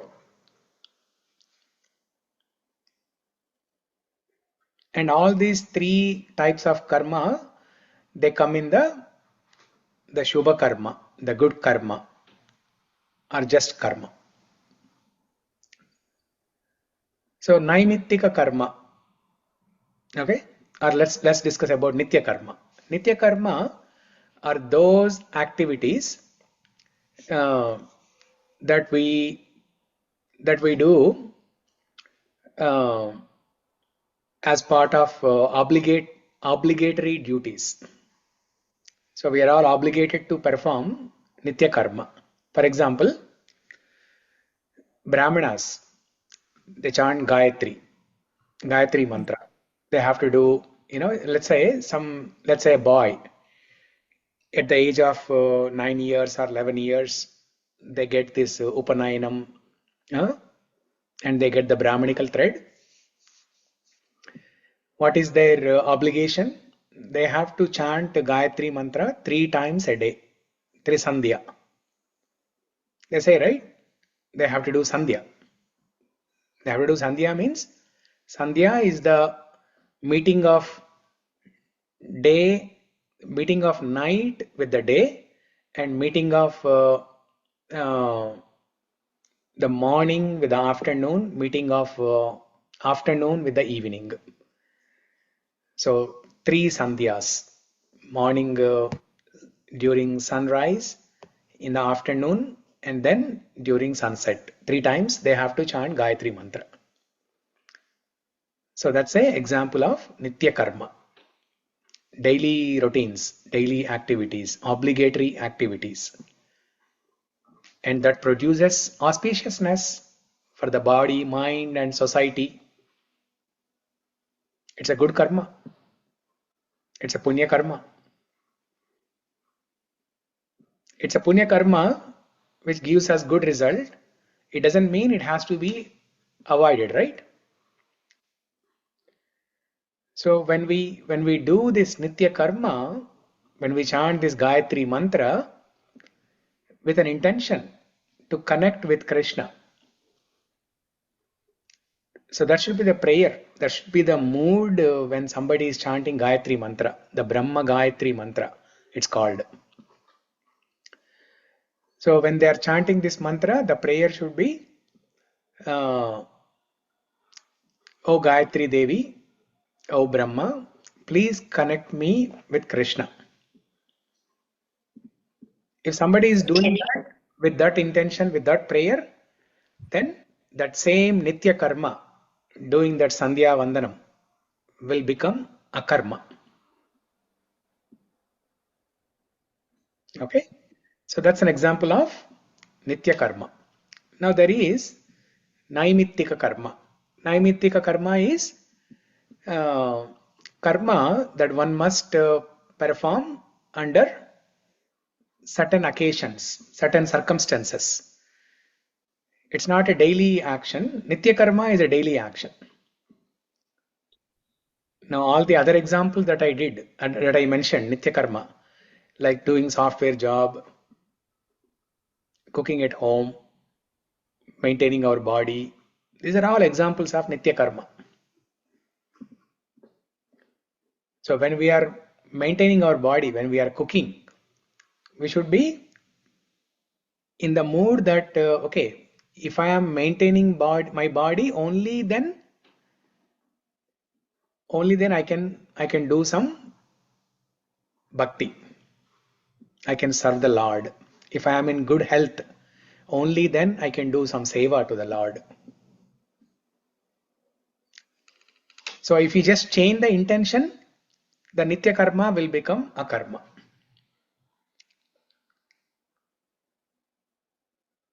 In our day-to-day life, we cannot avoid all these actions. We have to do so many actions from morning till evening. We have to do so many actions. So we just have to change our intention. We don't have to neglect our duties. We don't have to stop doing anything. We just have to change our intention. So that's about nitya karma. Naimittika karma are those actions that we perform occasionally under certain circumstances. For example, performing Shraddha ceremony when there is a death in the family, or even after death, performing the Shraddha ceremony every year. This is an example for Naimittika karma. Okay. Again, this is also auspicious. This is also punya karma, good karma, shubha karma, which brings you good results. If you simply change the intention that through this performance of Naimittika karma, the Shraddha ceremony, let my departed souls, let my forefathers, let my ancestors reach higher destination. The benefit of me performing this ceremony, may this benefit go to all the ancestors and help them reach Vaikuntha. This is the mood in which we have to perform Shraddha ceremony. It is mentioned in Shastras. We discussed this topic last year during September, during the Mahalaya Amavasya time. I discussed this in the Bothal class. I don't know if you were there, and you remember or not, but we had this class at Rajesh Prabhu and Shumita Mataji's home. So we just have to change our intention in whatever we are doing. And finally, the Kamya karma. Okay, so 3 types of karma, right? Nitya karma, Naimittika karma, and then Kamya karma. Kamya karma are those rituals that you perform to get some material benefit. For example, Putra Kameshti Yoga. Just like how Dasharatha Maharaj performed Putra Kameshti Yoga. Like that, somebody who wants to get a good child, or they are not getting children at all, and they want to get children, they can perform Putra Kameshti Yoga. But if you simply perform Putra Kameshti Yoga, then it becomes a good karma, Shubha karma, which will give you good result. And again, it is not good. So you just change the intention. Change the intention that let me perform this Putra Kameshti Yoga so that I'll have children, so that I will give an opportunity to another soul to become a devotee. So if you change that intention, then the same Kamya karma will become a karma.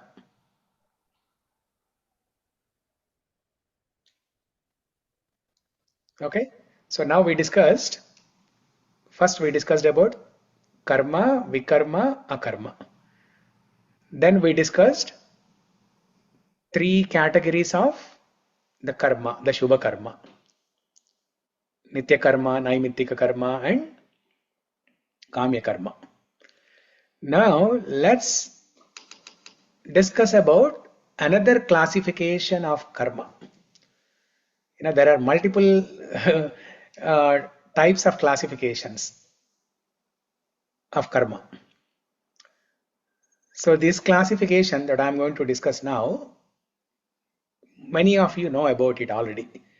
Some of you know in bits and pieces. Some of you know some types of karma. Some of you don't know other types, like that. Okay. So the karma that we're going to talk now is the prarabdha, aprarabdha, sanchita, all those things. So in general, there are four types of karma. What are those four types? Sanchita karma, prarabdha karma, agami karma, and kriyamana karma. So I don't have a slide for that. Maybe I can type in one of these slides.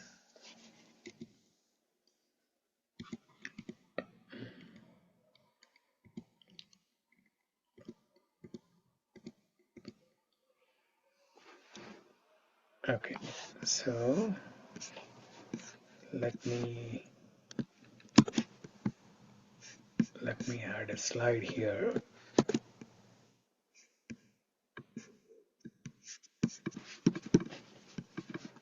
Oh, this is an image. Okay.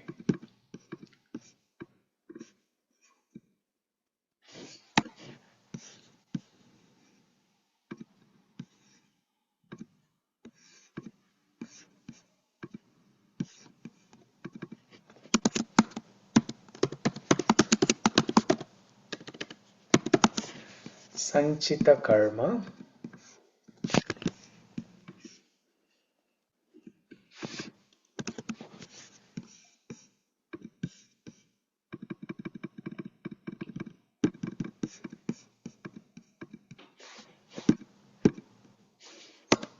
Okay.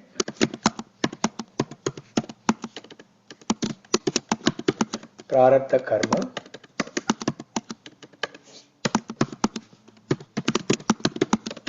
Agami karma. Kriyamana karma. So these are the four different things.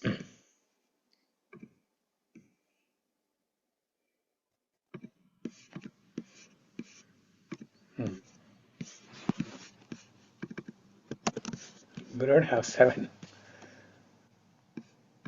Okay, it's better. So Sanchita karma, prarabdha, agami, and kriyamana karma. So Sanchita karma is like a bank account. It's an accumulation or accumulation of all the good and bad karma that we have performed in all the previous lifetimes. Ever since we have taken human birth, in the previous lifetimes, all the karma that we have done is in this account, Sanchita karma. Okay, so it's like a savings account. You can consider it like a savings account. Then prarabdha karma. Prarabdha karma is the reason for which we have taken birth in this lifetime.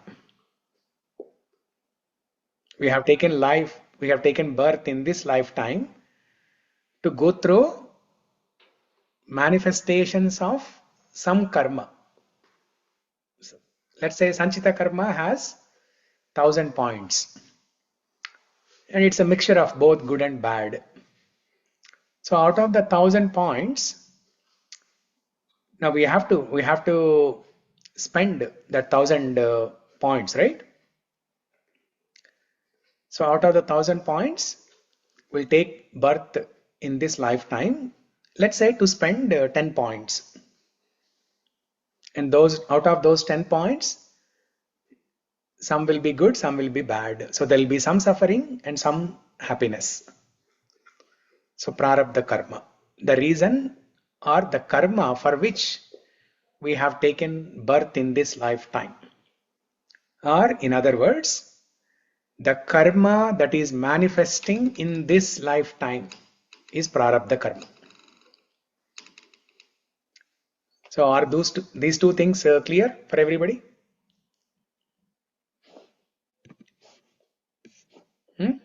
Prarabdha karma is not clear. Not clear? First one is clear. Second one. Yeah, prarabdha karma. So prarabdha karma, you can consider it like checking account or current. In India, they call it a current account, right? Current account. What is current account? Current account means you can draw money from that anytime. If it is in savings account, you cannot draw it. You have to transfer that to current account. Then only you can draw money from there. That means in the previous lifetimes, whatever karma is there, that is in the sanchita karma. It's a bag. It's a big bag. Now, from that bag, Brahma has taken out some portion and given you birth in this lifetime. So you are born with this body, with certain features. You are born in certain family to so and so father, so and so mother, and so person came as your wife, and so children came as your daughter and son. So and so people became your friends. You happen to work at some place. These things are not happening randomly. This is all based on the prarabdha karma. That means at the time of birth, at the time when Brahma made you to appear here, so he sends you with this prarabdha karma. Like take these 10 points from this bag, and then you have to spend those 10 points. That is prarabdha karma. Whatever is manifesting out of the 1,000 points, whatever is happening now in this life, that is prarabdha karma. Is it clear? Yeah. Clear, Prabhuji, but those 10 can be either completely negative or completely positive, right? It is completely decided by Brahma. It'll be mixture of both, good and bad, both. See, the if we have taken birth, we have to eat food, right? We cannot survive without eating food. The very fact that we are able to eat food, that means we have done some good karma in the previous lifetime, and that good karma is helping us eat that food. So it will always be a mixture of both good and bad. If it is only bad, then we cannot even live.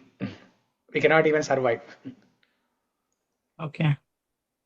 Maybe that's the reason you see, right? Sometimes some people immediately after they are born, they are died. That means they are not given any good karma.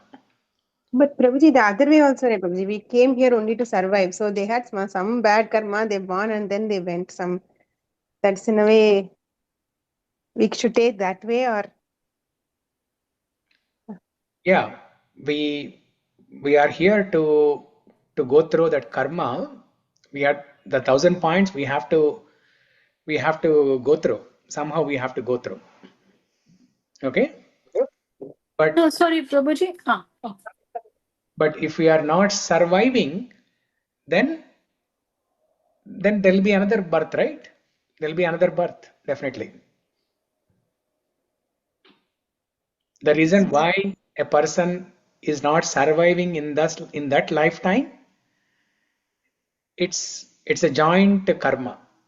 It's because of it's a collective joint karma of the child and of the parents also. See, when the newborn baby is dead, the parents are also suffering. That means it's because of their papa karma, the child has to die and the parents have to suffer.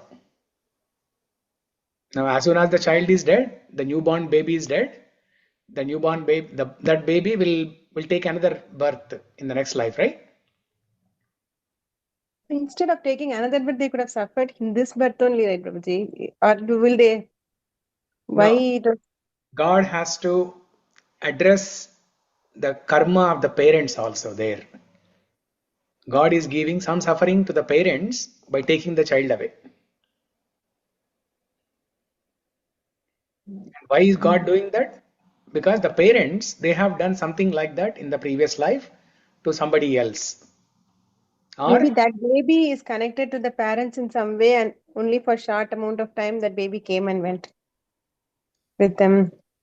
yeah, no, it's very clear. It's very clear. The the fact that God has taken the child away is only because of the karma or the bad karma of the parents,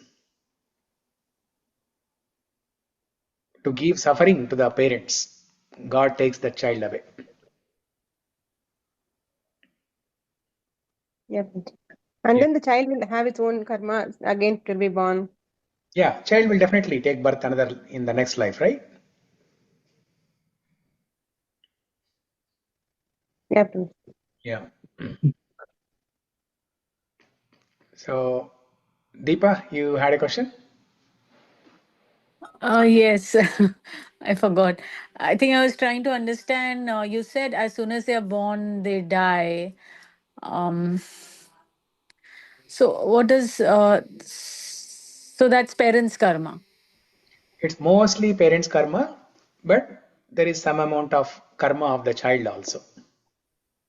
Okay, and if children die, then that's also the same thing, right? If children die means Children meaning at the age of 5 or something, after they grow not up. like not immediately after birth. Yeah, That's yeah. actually, I think I had to ask something else. I forgot. Never mind. I'll ask if I remember. Okay. Till what age it is parents and what age it's our own karma, Prabhuji? Uh, See, children up to the age of 12, they don't accumulate any new karma in this lifetime. Anything that they do in this lifetime, they don't accumulate any new karma. No good, no bad. And even that vikarma will not go away, like, or will it go away? Like, if they had some problem, health problems and all, like, is it like they're suffering because of that previous, or else is only due to parents? No, no. If they are born with some disabilities, Or regular children also, they get they get sickness and some all, yeah, they get sickness or disease. It's the manifestation of karma from past life. not because of parents karma. Okay. No, no, no. Because of parents also. Because once the child is born, the parents have greater responsibility to behave according to the Shastra. Otherwise, the karma from the parents can affect the children. So it's a combination till they are 12 years. Maybe you can take like that. Yeah, combination means karma of parents in this lifetime, or the actions of parents in this lifetime, plus their own karma from past life. Okay. Yeah, but not the children's karma in this lifetime. Children karma up to 12 Yes. years, no effect. Yeah. So, okay. So now we discussed about Sanchita karma and Prarabdha karma. Next, Agami karma. Agami karma are those actions that we are uh, that we create in this birth for getting result in the future birth. So once we have taken birth in this lifetime, we'll be doing some actions. So whatever actions we are doing, both good and bad, that will have good and bad results, and they will manifest in next life.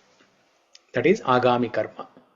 The karma that we create in our present birth, in our present life, for getting result in the future birth or future life. That is agami karma. That's why whatever we are in the present life, we have already shaped our life in the previous life. The way we behave, the way we look, the way we think, the way we act, everything we only have designed. We are the architect of our everything. We are the architect of our body. We are the architect, the way I look. Every day in the morning, we look in front of the in front of the mirror and say, "Oh, I wish I could have, you know, I wish I would look like Mr. Handsome, Mr. World." But whose fault it is? It is my own fault. I'm the architect of my own look and feel. I created this in the previous lifetime. And in the present lifetime, I am creating how I am going to look in the next life. That is agami karma. Because of sanchita karma, I am looking like this in the present life. And because of prarabdha karma, I am looking like this in the present life. And because of agami karma, I am going to look like so and so. I'm going to be born in so and so family in the next life. Prabhuji, our look depend upon our parents' DNA, right, Prabhuji? Yeah, parents' DNA, but why you are born to so and so parents only and not somebody else? That is because of your karma. Oh, okay. Yeah, that's because of your karma. For example, a baby born to a very poor family, that family is begging on the street. Another, at the same time, another baby is born to a rich person. So what's the difference here? The karma of the child is the difference.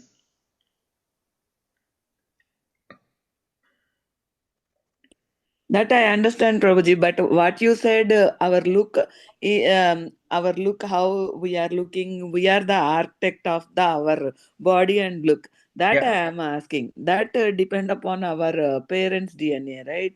our That parents' DNA, but what is the root cause of that? We are our born to, karma only. because of our karma, we are born to so and so family, so and so parents.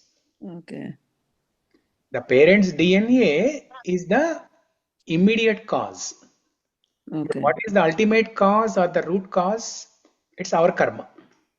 Okay. Because of our karma, based on our qualification, Krishna has put us in this In family. that family. Okay. And because of that, the DNA, as per the DNA of parents, we get so and so look and feel. Okay. Yeah. Okay. Okay. So the now these are very complicated, right? Sanchita karma, prarabdha, agami karma. Hmm? So prarabdha karma, it can never be, uh, in general, it cannot be eliminated. It cannot be avoided. The other two karmas, sanchita karma and agami karma, that can be avoided. For example, uh, let's say in the sanchita karma, there are 1,000 points, out of which, uh, let's say 500 points are bad. Now, in this lifetime, if we perform what is called as kriyamana karma. Kriyamana karma, this is the fourth type of karma. It is the daily instant karma that we create through our good or bad actions in our day-to-day life. So this affects our sanchita karma. That means anything that we do in this lifetime, it can nullify some of the bad karma in the sanchita karma account. And if we do anything bad, again, it will add to the bad karma in the sanchita karma. So this kriyamana karma, the effects of the result of this kriyamana karma can either manifest in this lifetime or future lifetimes. So I'll give an example, right? For example, Kriyamana karma acts like just like sanchita karma. In future life means in future also we will get our sanchita karma, right, Prabhuji? yes, yeah. So kriyamana karma, it will contribute towards sanchita karma. It will affect sanchita karma. Prabhuji, then what's the difference between Agamya karma and Kriyamana karma? Both are done during this lifetime only, right, Prabhuji? So kriyamana karma can change some of the things of the prarabdha karma in this lifetime. In general, prarabdha karma cannot be eliminated. Okay? But the effects of that prarabdha karma can be reduced to some extent by performing kriyamana karma. For example, let's say according to prarabdha karma, somebody is destined to go through some suffering. Right? Now obviously, when the suffering is happening, when we are going through that suffering, only the person who is going through that suffering will know how difficult it is. Now, if that person has a desire to minimize that suffering, they can do kriyamana karma, like a ritual. As per the pujari or astrologer, they can do some remedy to reduce. That's called kriyamana karma. That's an example. That's an example of kriyamana karma. Okay. Yeah. Okay, so it will reduce the ill effects of bad karma in this present life. Because of prarabdha karma, any suffering we are going through in this life, to reduce that is kriyamana karma. Plus, kriyamana karma will also add to sanchita karma. So mostly What will Kriyamana karma is add positive. in It's that positive. Right, Prabhuji? Kriyamana karma is positive. Kriyamana karma mostly is positive. Yeah. But Agamya seems to be negative, like whatever we accumulate. Yeah, agama also both good and bad, but everything will manifest in future. Future, right? Like Okay. kriyamana is like instant coffee. Like instant money in our account. Yeah. Yeah. As you said in the example, if you are doing some puja for getting kids, so with that we can reduce the power of the karma, and we are getting kids in this janma, and that puja will add it to again sanchita karma. That puja result. Yes, kriyamana will also add to sanchita karma. Even after reducing prarabdha karmas, again it will add to sanchita karma. Yeah, if let's say somebody is going through some suffering, okay, like just a normal fever. Now that to reduce that normal fever, they can take Tylenol, and after 3-4 days it will go away, right? Yes. But instead of that, if somebody is performing Ayush Homam, Sudarshana Homam, Narasimha Homam, just get rid of the fever. Now, that Sudarshana Homam or Ayush Homam will give a lot of benefit. Okay. It will reduce the sickness, it will reduce the fever. But it will do more than that. It will give more benefit than that. So where will So that the benefit remaining. go? That will go into Sanchita Karma. Okay. So the remaining, what you use, the leftover will Excess. by. Yeah. Okay. Yeah. Oh, Sanchita carries good and bad too. Yes. Okay. Yeah. Yeah. Prabhuji, here I have one question. Mhm. Like eating anything, chicken or something, Yeah. because we are killing that animal and they are eating, Mhm. that gives us bad karma. Yeah. Same way, vegetarians also eating leafy vegetables and fruits, that also we also accumulate bad karma because we are also eating plants. Yeah. No, no. So, so first of all, Krishna himself tells in Bhagavad Gita, Patram Pushpam Phalam Toyam. Patram. Mm. Krishna is asking us to pluck the flowers. Phalam. Krishna is asking us to get the fruits from the tree, offer Oh, to him and eat. So okay. Krishna himself is telling. Okay, this is one Okay. thing. Krishna did not mention their, you know, egg or chicken or meat. He did not mention any other things there. Only patram pushpam phalam toyam. That is one thing. Another thing is vegetarian people, they don't kill the tree, right? They Like some this palakura and totakura, sometimes we will took with the roots, Prabhuji. Yeah, we should not do that way. We should ideally take only the leaves. Okay. Should never, uproot the tree. Like we Uh, eat groundnuts, carrot, ginger. Everything comes from root type of. yeah, Everything is beetroot. true, Yeah. but uh, but you are not. You're only, see, it comes out, right. It's coming from the roots, but you're only cutting the carrot.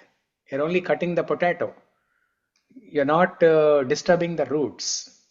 No, Prabhuji, we have to pluck right completely. If we take it out only, we can pluck carrots and beetroots and peanuts. Without, we can't take it. We have to remove the Is it so? plant. Uh, Yeah, peanuts. we have to Pe- extract with the roots completely. yeah, yeah. Peanuts grows in the ground, right? Same way carrots and potato and all those things. Yeah. So, I mean, some religions, they don't eat anything Yeah, that, Jains. Yeah, yeah, I that heard like Jains, they won't eat. don't eat potatoes. They won't eat anything that's growing in the roots in the ground. Um, okay, so that is second point, that whenever we are consuming anything from the trees and plants, we should only uh, we should only take the leaves and fruits and vegetables and not cut down the branches, not cut down the tree completely. That is one thing. Other thing is, even if we have to, let's say, consume whatever is going in the ground, that is still uh, less harmful than somebody killing an animal and eating meat. It is still less harmful because the consciousness of humans, animals, and trees, if you compare this, right? Human beings, they have higher consciousness. Animals, lower consciousness. Trees, much, much lower. So their Oh, consciousness compared is much to lower. animals. Um, their consciousness is much, much lower. So it doesn't mean we have Okay. to cut down all the trees, we have to kill all the trees, we can kill all the trees. No, not like that. So we do what is needful. For example, the Samamish temple, right? Before the temple was built, obviously there were a lot of trees in that place. And to build a temple, obviously we had to cut down the trees, we had to kill the trees. And without doing that, if we say that, oh no, we cannot kill the trees, then we can never build a temple. So do what is needful. Do what is needful, and that's why in the Shastras, again, there is a license given to kill animals and eat meat to certain people, to certain class of people like Kshatriyas, kings.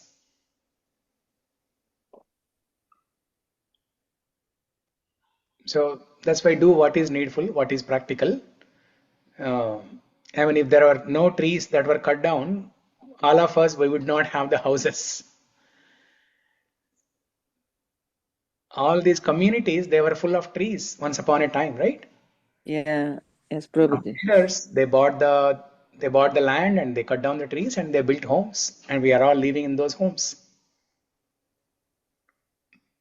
Also, isn't it that Indirectly, we are also getting that karma, Prabhuji, because of us only they cut the trees. We are staying in that place. Yeah, yeah, we are responsible for that. That's why this karma and vikarma, these are very complicated to understand. Yeah. That's why focus on akarma. Do devotional service. Shravanam, Kirtanam, Vishnu Smaranam, Archanam, Padasevanam, Vandanam, Atma Nivedanam, Sakyam, Dasyam. Do as much as devotional service as possible so that the effects of the karma, vikarma can be reduced. They can be reduced, and you will only uh, go your spiritual bank account. And one more thing, Prabhuji, if we have lot of akarma, that will nullify our sanchita and prarabdha karma also. If we have lot of akarma, no, Will no, nullify our no, sanchita and no, no, no, prarabdha. no, no. Akarma is that action that has no reaction. Oh, okay. Yeah, because akarma is completely spiritual. Okay.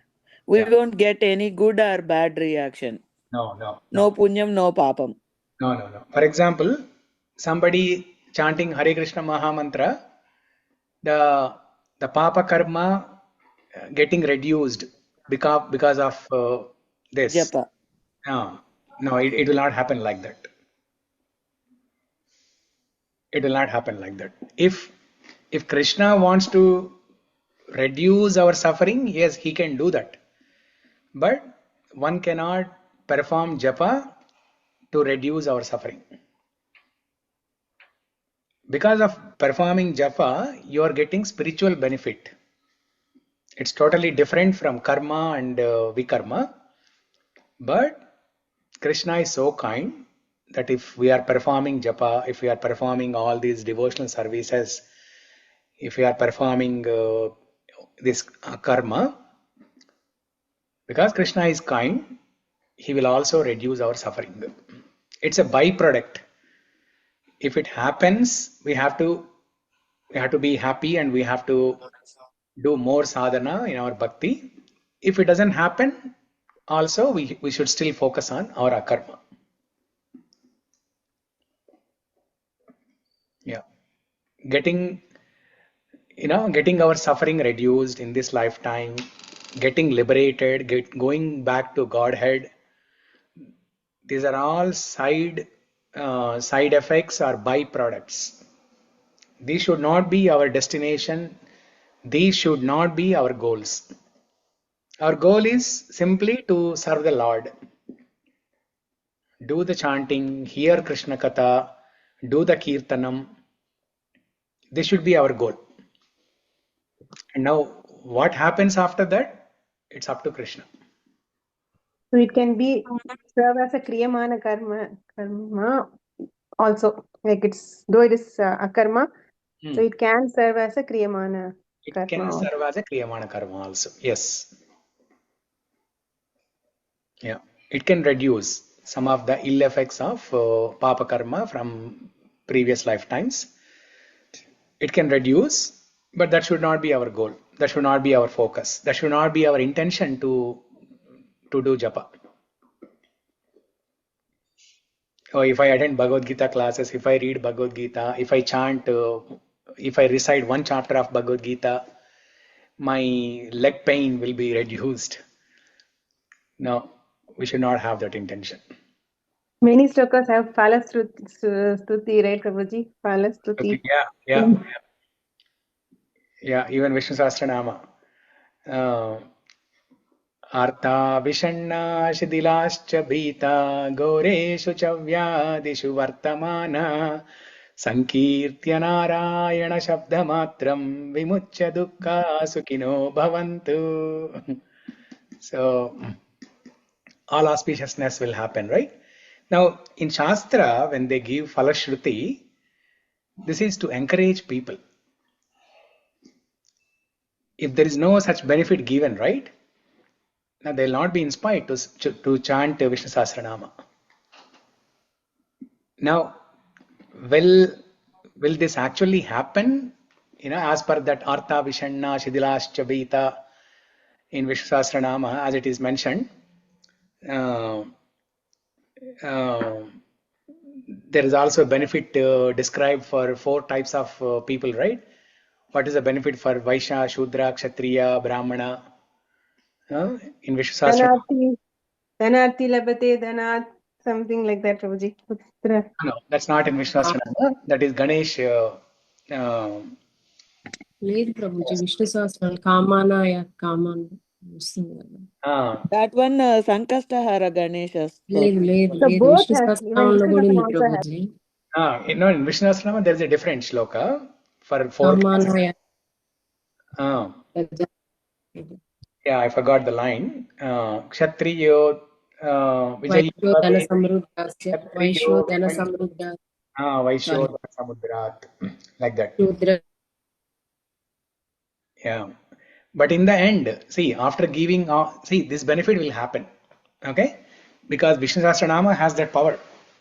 In the olden days, if somebody has a disease, they wouldn't go to doctor. They simply chant Vishnu Sahasranama.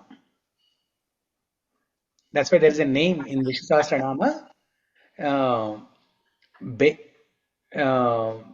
Beshajam Bishak. Beshajam Bishak. One of these words, either Beshajam or Bishak, means doctor. That means the Vishnu is a doctor. Sannyasakritam ashantam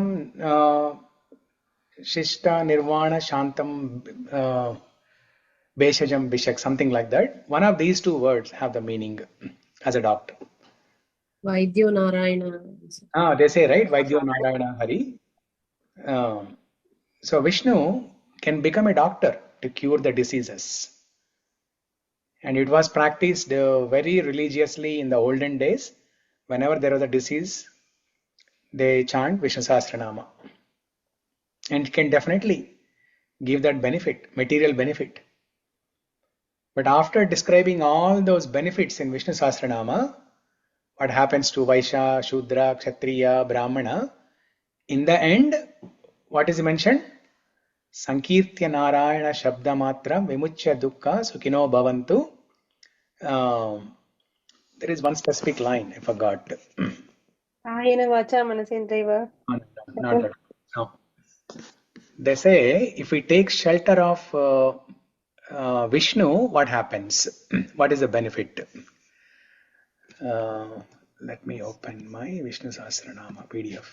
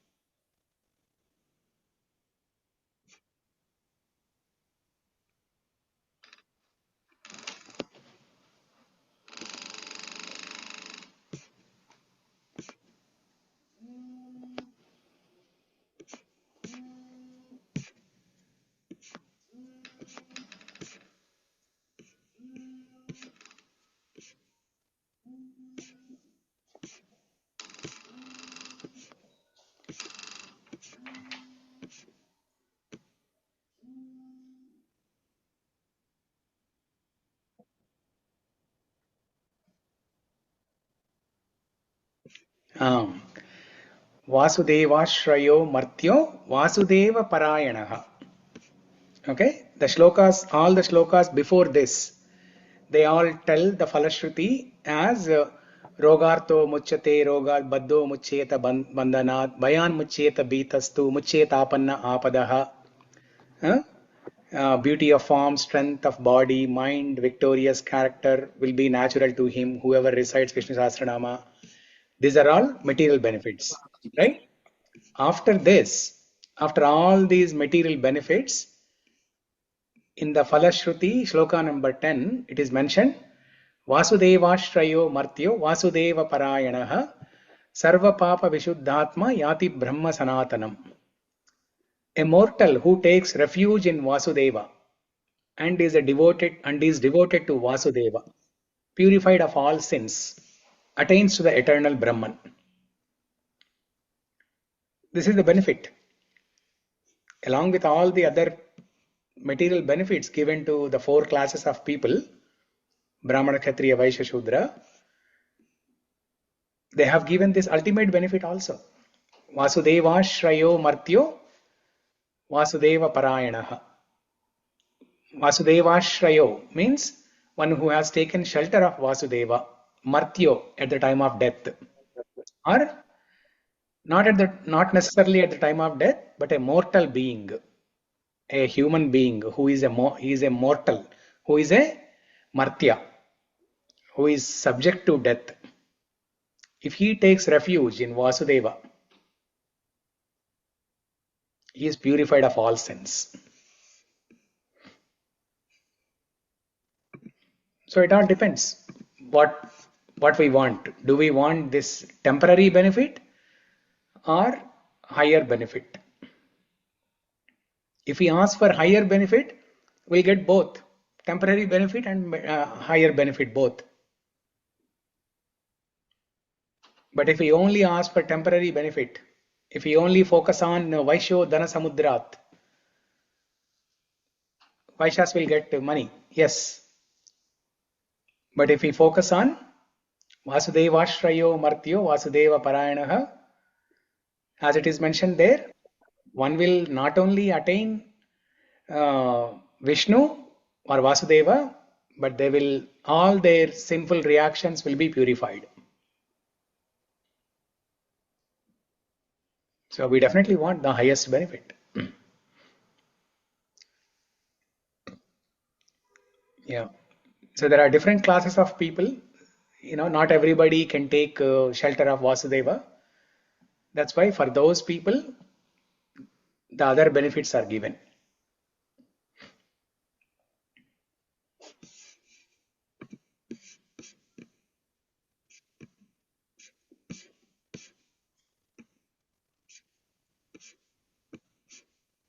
Vedantago Brahmanasya Kshatriyo Vijayi Bhavet Vaishyo Dhana Samudrasya Shudras Sukhamavapnuyat Dharmarthi Prapnuyat Dharmamartharthi Chardamapnuyat Kamanavapnuyat Kami Prajarthi Prapnuyat Prajam.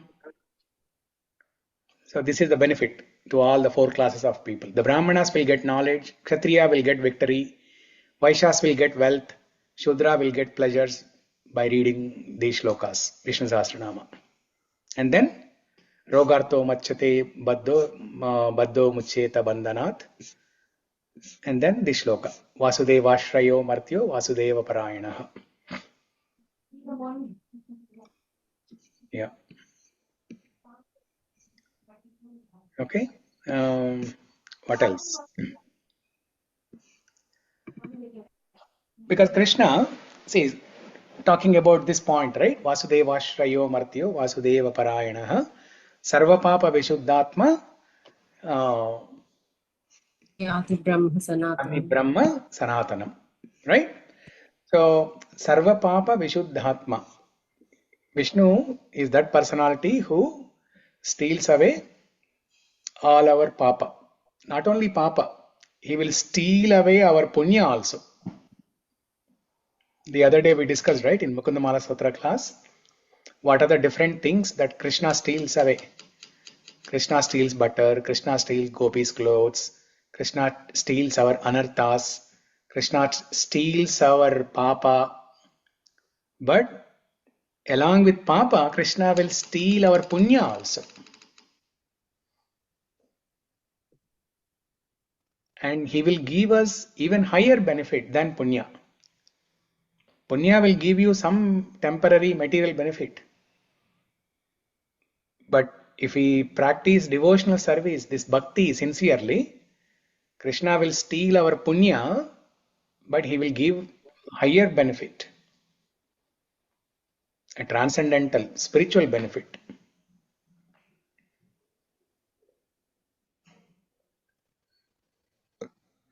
Okay, so that's about these different types of karmas. We discussed 3 classifications, right? One is karma, vikarma, akarma. That is one classification.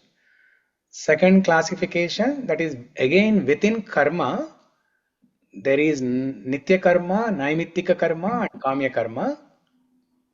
And then again, and then we discussed the 4 types of karma: sanchita, prarabdha, agama, kriyamana.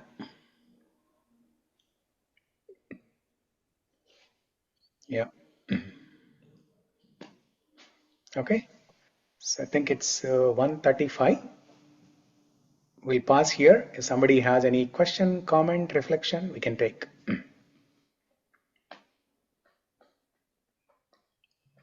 Prabhuji, this karma theory is only in our religion or other religions also believe in this one? In other religions, they say there is only one life. There's no good and bad.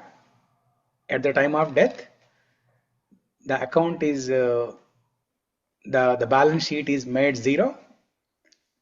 Don't worry, you do whatever you want to do. but whether somebody believes it or not, karma will not spare anybody. Karma is very kind. Karma will act impartially to everyone. Karma will not forget anything. It's so the law of karma, the system of karma is so perfect that it does not forget even a small fraction of activity that we are doing. So whether somebody is believing it or not, it doesn't matter. Karma will act. Yeah, Prabhuji, and Bharata is called Karma Bhumi. I've heard like that, Prabhuji. Any significance? Karma bhumi means we are always cautious of good karma and bad karma. We believe in this karma theory very strongly, and we are always careful before performing any action, because we know that if we perform any ashubha karma, we'll have to suffer. So It's in the only about the olden days, thought. It's only about our thought and how we believe. It's not nothing to do with if you do there only it is going to affect more. Nothing like that, right, Prabhuji? Good karma or bad karma will take more effect in Bharata compared to other places. Nothing. It's same everywhere in the whole universe. no. There's a clarification here. So one reason why Bharata Bhumi is known as Karma Bhumi, they also use another word, Punya Bhumi, right? Punya Bhumi, Karma Bhumi. Yes. So one reason is the reason that I said, because people strongly believe in karma theory and they are always cautious before performing any action. That is one reason. Second reason is the land itself has the effect. The land itself has the effect. The consciousness of the people is decided based on the place where they are living. So if you go and live in a place where there are a lot of dacoits and demoniac people, obviously your consciousness will be polluted. And if you come and live in a community where there are a lot of devotees, obviously you will have good consciousness. And Bharata Bhumi is that land where all the avatars of Krishna appeared in that land. Rama Avatara, Krishna Avatara, Narsimha Avatara, all the avatars appeared in Chaitanya Mahaprabhu. And great saintly people, all the acharyas, Ramanujacharya, Madhvacharya, Prabhupada. Friday we discussed, right, in Mukundamala Stotra class, Vrishni Vamsha Pradipaha. During that point, wherever a pure devotee is born, within 100 miles of radius, that place is sanctified. Now what to speak when Krishna himself appears in Bharata Bhumi? And so many acharyas have appeared everywhere, north, south, east, west, everywhere, so many acharyas. Annamacharya, Purandradas, Tyagaraja, Swati Tirunal, Tukaram, Tulsidas, Surdas. So many acharyas have taken birth in that land. So because of birth of or appearance of God and appearance of all these saintly people, the land has become sanctified. So that's another reason why it is said Karma Bhumi. Karma Bhumi means like good karma, Punya karma. Okay, Prabhu. Yeah. So that's why if there is an opportunity to go back to India and live there, I strongly recommend. Life is so simple in India. You can practice bhakti. You don't even have to work there. With all the savings that somebody has from here, there's no need to work in India. You can completely focus on bhakti, lead a simple life, healthy life. You can buy a small piece of land like 10 acres, turn that into goshala and then some farm. You can grow all vegetables, everything, fruits, vegetables, flowers, everything. Either you yourself can do it or you can participate in some other farm community.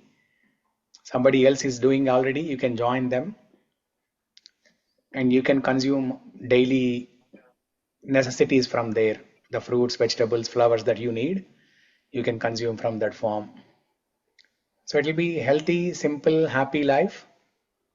Moreover, raising cows there, cow protection, consuming the pure milk, all these things will have positive impact on our consciousness.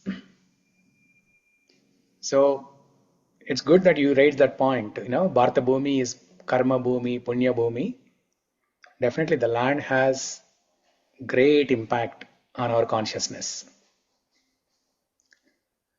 So I got this realization since last 3-4 years, and I strongly want to go and live in India, but my daughter, she's in college. She cannot transition to India now. It will be extremely difficult. In that effort, we might disturb the whole thing.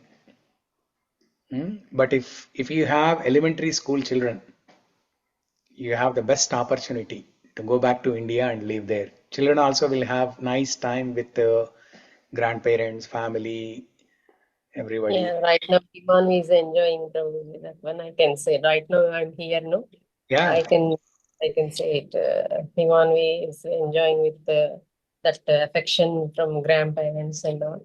yeah, She's saying so many times, why can't we stay here, Mama? Here. yeah, She's yeah. yeah, Everything we can get there, but this love and affection, what you said, all that naturality we can taste only here only, Prabhuji. yeah. So here, everything will look artificial here. Yeah, yeah. Yeah, Maybe 2-3 years back also I came, but because of this knowledge I'm getting from your classes, maybe that's what I'm feeling this time. This time that we have some great opportunities here to worship God also.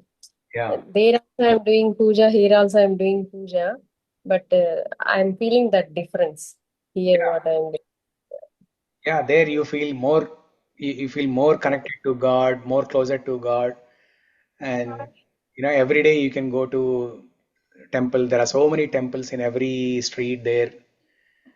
America is like Attagarillu Prabhuji. India is like Ammagarillu. Yeah, yeah, yeah. No, America is like a hostel. It's not even like Attagarillu. It's like a Yeah, hostel. hostel. Yeah, Yeah.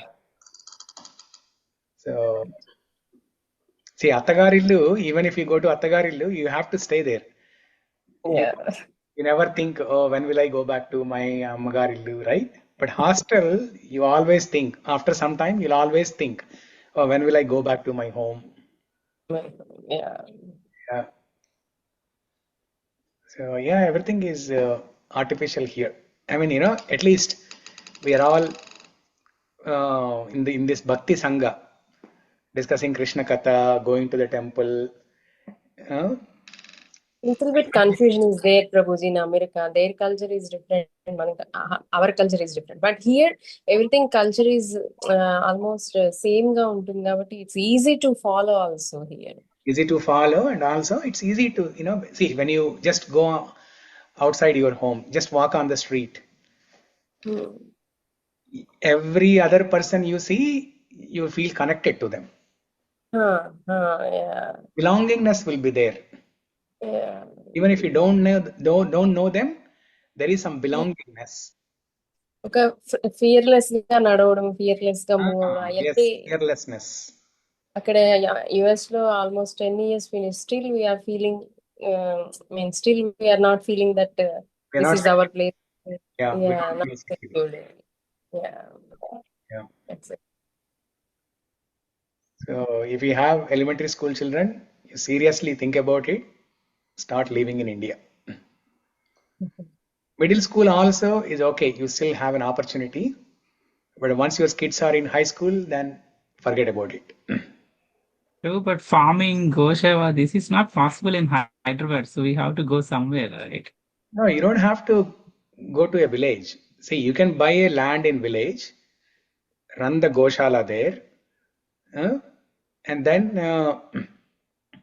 if you are able to live there, that's good. Otherwise, you live wherever you are living in Hyderabad. In Hyderabad also, you can get some farm milk. There are some farm communities. ISKCON devotees, not only ISKCON devotees, Chanajir Swami, Sri Vaishnava devotees, there are a lot of Goshalas. You can live near those places and you can get milk from there daily. If not daily, once in 3 days, like that. You can get vegetables from there. Because I have some friends who are working in IT in Hyderabad. They are ISKCON devotees and they are getting everything from farm in Hyderabad. So it's possible. Then I don't know about that. I only came to know here. Yeah, it's possible. There are many options are there. Himani is telling, Amma, to see animals, we have to go to farm, Amma. Here, right now, in front of our house, Amma, Yes. she's feeding to cows, and so she's enjoying. Yeah. Hmm. Yeah. Life is so natural there in India. Hmm. So one question related to the donation under the aspect of akarma. Hmm. Do we have any further subclassification like donating to temple, donating to cow protection? So do we have any subclassification over there, or they're all equal? They're all in the same umbrella. Okay? Just like how an umbrella has so many strings attached to it to support this one big umbrella, temple maintenance, cow protection, book distribution, uh, grocery supplies, everything. Everything comes in one umbrella. This is all akarma. Donating directly to a brahmana, a pujari in the temple. This is all in one umbrella of a karma. The reason why I'm asking is people say in India that cow protection is weighed little bit more than other kind of donations. That's why. Definitely, cow protection gives higher benefit or highest benefit because cows are the dearmost things to Krishna. Even more than human beings, cows are more dearer to Krishna. That's why he is called Namo Brahmanya Devaya Go Brahmana Hitaya Cha. Is Govinda Gopala, one who gives pleasure to cows, one who protects cows, Gopala. The cows are eating grass and giving sattvic milk to us. We are drinking that milk and we are thinking about not sattvic thoughts, right, Prabhuji? Compared to us, cows only more They are elevated they are souls. in the mode of goodness. Yes. Yeah. And Prabhuji, one more thing. And if we are donating our money to old age homes or orphanages, those are also comes under the karma only or karma, good karma. Good karma. Good karma only, not akarma. Yeah, good karma. Okay. Yeah.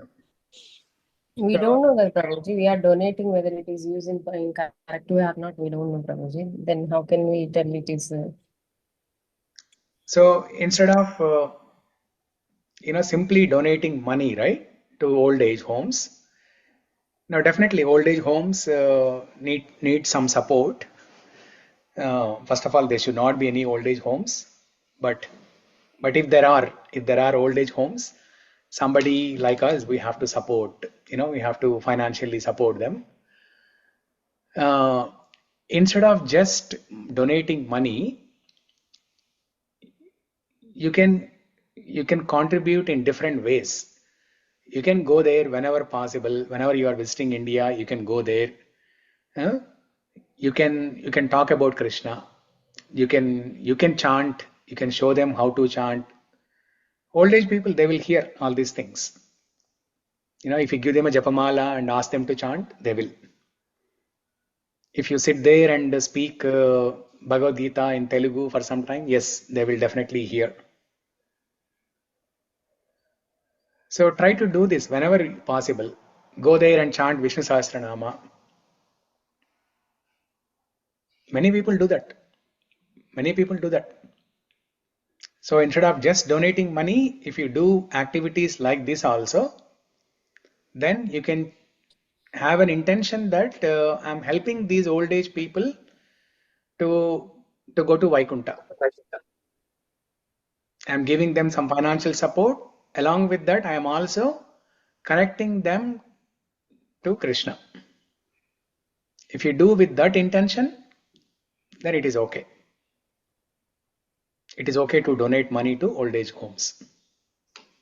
But if you just simply give donation and you take that as an easy route and not put an extra effort of going there, and you can spend time. They are looking Sometimes they for. ask us money only, Prabhuji. If we ask, we want to buy something and give to old age home, they said no. Whatever we need, we will buy. Please give us money only. Sometimes they ask, right? So then That you can put time, a condition. You can put a condition because you are giving. You have an upper hand, right? You can put a yeah. condition. I'll give 1 lakh, but this Okay. is the condition. I will come and chant Vishnu Sahasranama. I'll come Okay. and do Hare Krishna. japa. I'll Hmm. also talk to all the old age home people. I'll encourage them to do japa. Hmm. And sometimes I will personally cook at my home in Hyderabad, bring it to your old age home and feed them. Yeah, that they will allow. Yeah. Food giving, sometimes they ask us medicine also. Yeah. So, yeah, before you give money, you put condition that I am going to do all these things, not just once, but every year when I come to India, India. Okay. I will do this. Yeah. Then they will agree because they want That's a to good donate, idea. so they'll agree. Yeah, they need money, right? Yeah. And even when you are here, you can still connect to them, you know. Yeah. If not weekly, maybe once in a month, once in 2 months, once in 3 months is also fine. You know, you send one of your relatives, you connect a Zoom there, and you join from Zoom here. Mm. You do Vishnu Sahasranama, you chant Vishnu Sahasranama, you chant Japa, you ask everybody to chant Japa with you. Mm. So you can do everything from here also. They'll be happy that, oh, somebody is really caring for us. Yeah. They'll feel happy. So, yeah, yat karoshi yadashnasi yad juhosi dadasi yat tapashyasi kaunteya tat kurushva madarpanam. Do everything as an offering to Krishna. Karmanyevadikaraste also is related to this type of situation. Karmanyevadikaraste, it's a Akarma. different concept. Do your duty, but don't be attached to the results. That is akarma only, no? That's akarma. Yes, that's akarma. But what we are saying here is everything that you do it as an offering to Krishna. Okay. For example, the example Kalpana gave, right? Donating money to old age home. So the moment you remember this point, that, oh, I have to do everything as an offering to Krishna, that means if I simply donate money to old age home, it's not an offering to Krishna. I have to add Krishna there. I have to add Krishna to old age home. It doesn't mean you have to put Krishna in old age home. No, if I mean mind లో ఒకసారి కృష్ణార్పణ వస్తుంది అనుకోని నేను ఇచ్చేస్తున్నాను donation, that's it అనుకోకూడదు. we have to spend some time or Yes. anyhow మనం కృష్ణాని అక్కడ introduce చేయగలగాలి. Yeah, Krishna correct. Prabhuji, one more thing. Manava sevaye madhava seva. They Adi say wrong. right, Prabhuji? No, adi wrong. Adi Oh. wrong. Madhava sevaye manava seva. That's the correct one. Okay. Yeah, manava sevaye madhava seva means if you serve human beings, it is equal to serving God. No. No? Okay. That's not correct. From childhood onwards, I heard that only. Yeah, we have been hearing that, but that's not correct. Okay. So if we serve Madhava, Krishna, then everybody will feel happy. Because Krishna is the root. If we pour water on the root, the entire tree is happy. All the branches, fruits, flowers, vegetables, everything is happy. But if we only do Manava Seva, if we only pour water on some fruits, some flowers, then what about other trees, other plants, other fruits, vegetables, and flowers? Prabhuji, and one more thing, if anybody needs, and not our relatives, without knowing anybody, if they are in need of help, if we are helping them, that falls under the good karma, not akarma. Yeah, it is good karma. Okay. Yeah.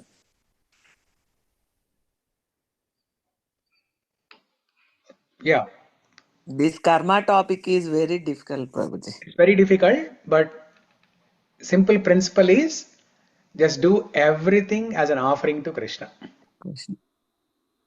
If we are helping to anyone also, like Krishna Arpanam. Yeah. See there, the example of old age, right? If we only give donation, it's a Manava Seva. But if we are adding Krishna there, it is both Manava Seva and Madhava Seva. Madhava Seva. Yeah. Yeah. Both are needed, but Manava Seva without Madhava Seva is not useful. And if we only do Madhava Seva without Manava Seva, that is good. But if we are able to do both Manava Seva and Madhava Seva, that is ideal. That is the best. Best. Yeah. Thank you, Prabhuji. Yeah. Okay. So it's 2 o'clock. I think we'll stop here. Thank you everyone for joining. Hare Krishna. Grantara Srimad Bhagavad Gita ki jai. Srila Prabhupada ki Hare Krishna. jai. Jai. Sakoti Vaishnava Vrinda ki. Jai. Thank you, Prabhu. Round of applause to Sarita because what's the time in India now? It's 2:30 midnight. Okay. Good job. Really Hare appreciate. Krishna. Half an hour కూర్చుందామని కూర్చుందండి బాగుంటుంది. Yeah. వ్యసనం పరమం వ్యసనం what you said Prabhu? వ్యసనం Vasanam Pana Mattaha. Vasanam Guna Katamrita Pana Mattaha. అంతే Prabhuji. Yeah. So it becomes like that. We become intoxicated. The moment we start discussing Krishna Katha. Yeah. Very good. Thank you. Thank We'll you, all Prabhu. see you on Monday in Mukundamana Stotra Kal. Yes, Prabhuji. Hare Krishna. Hare Krishna.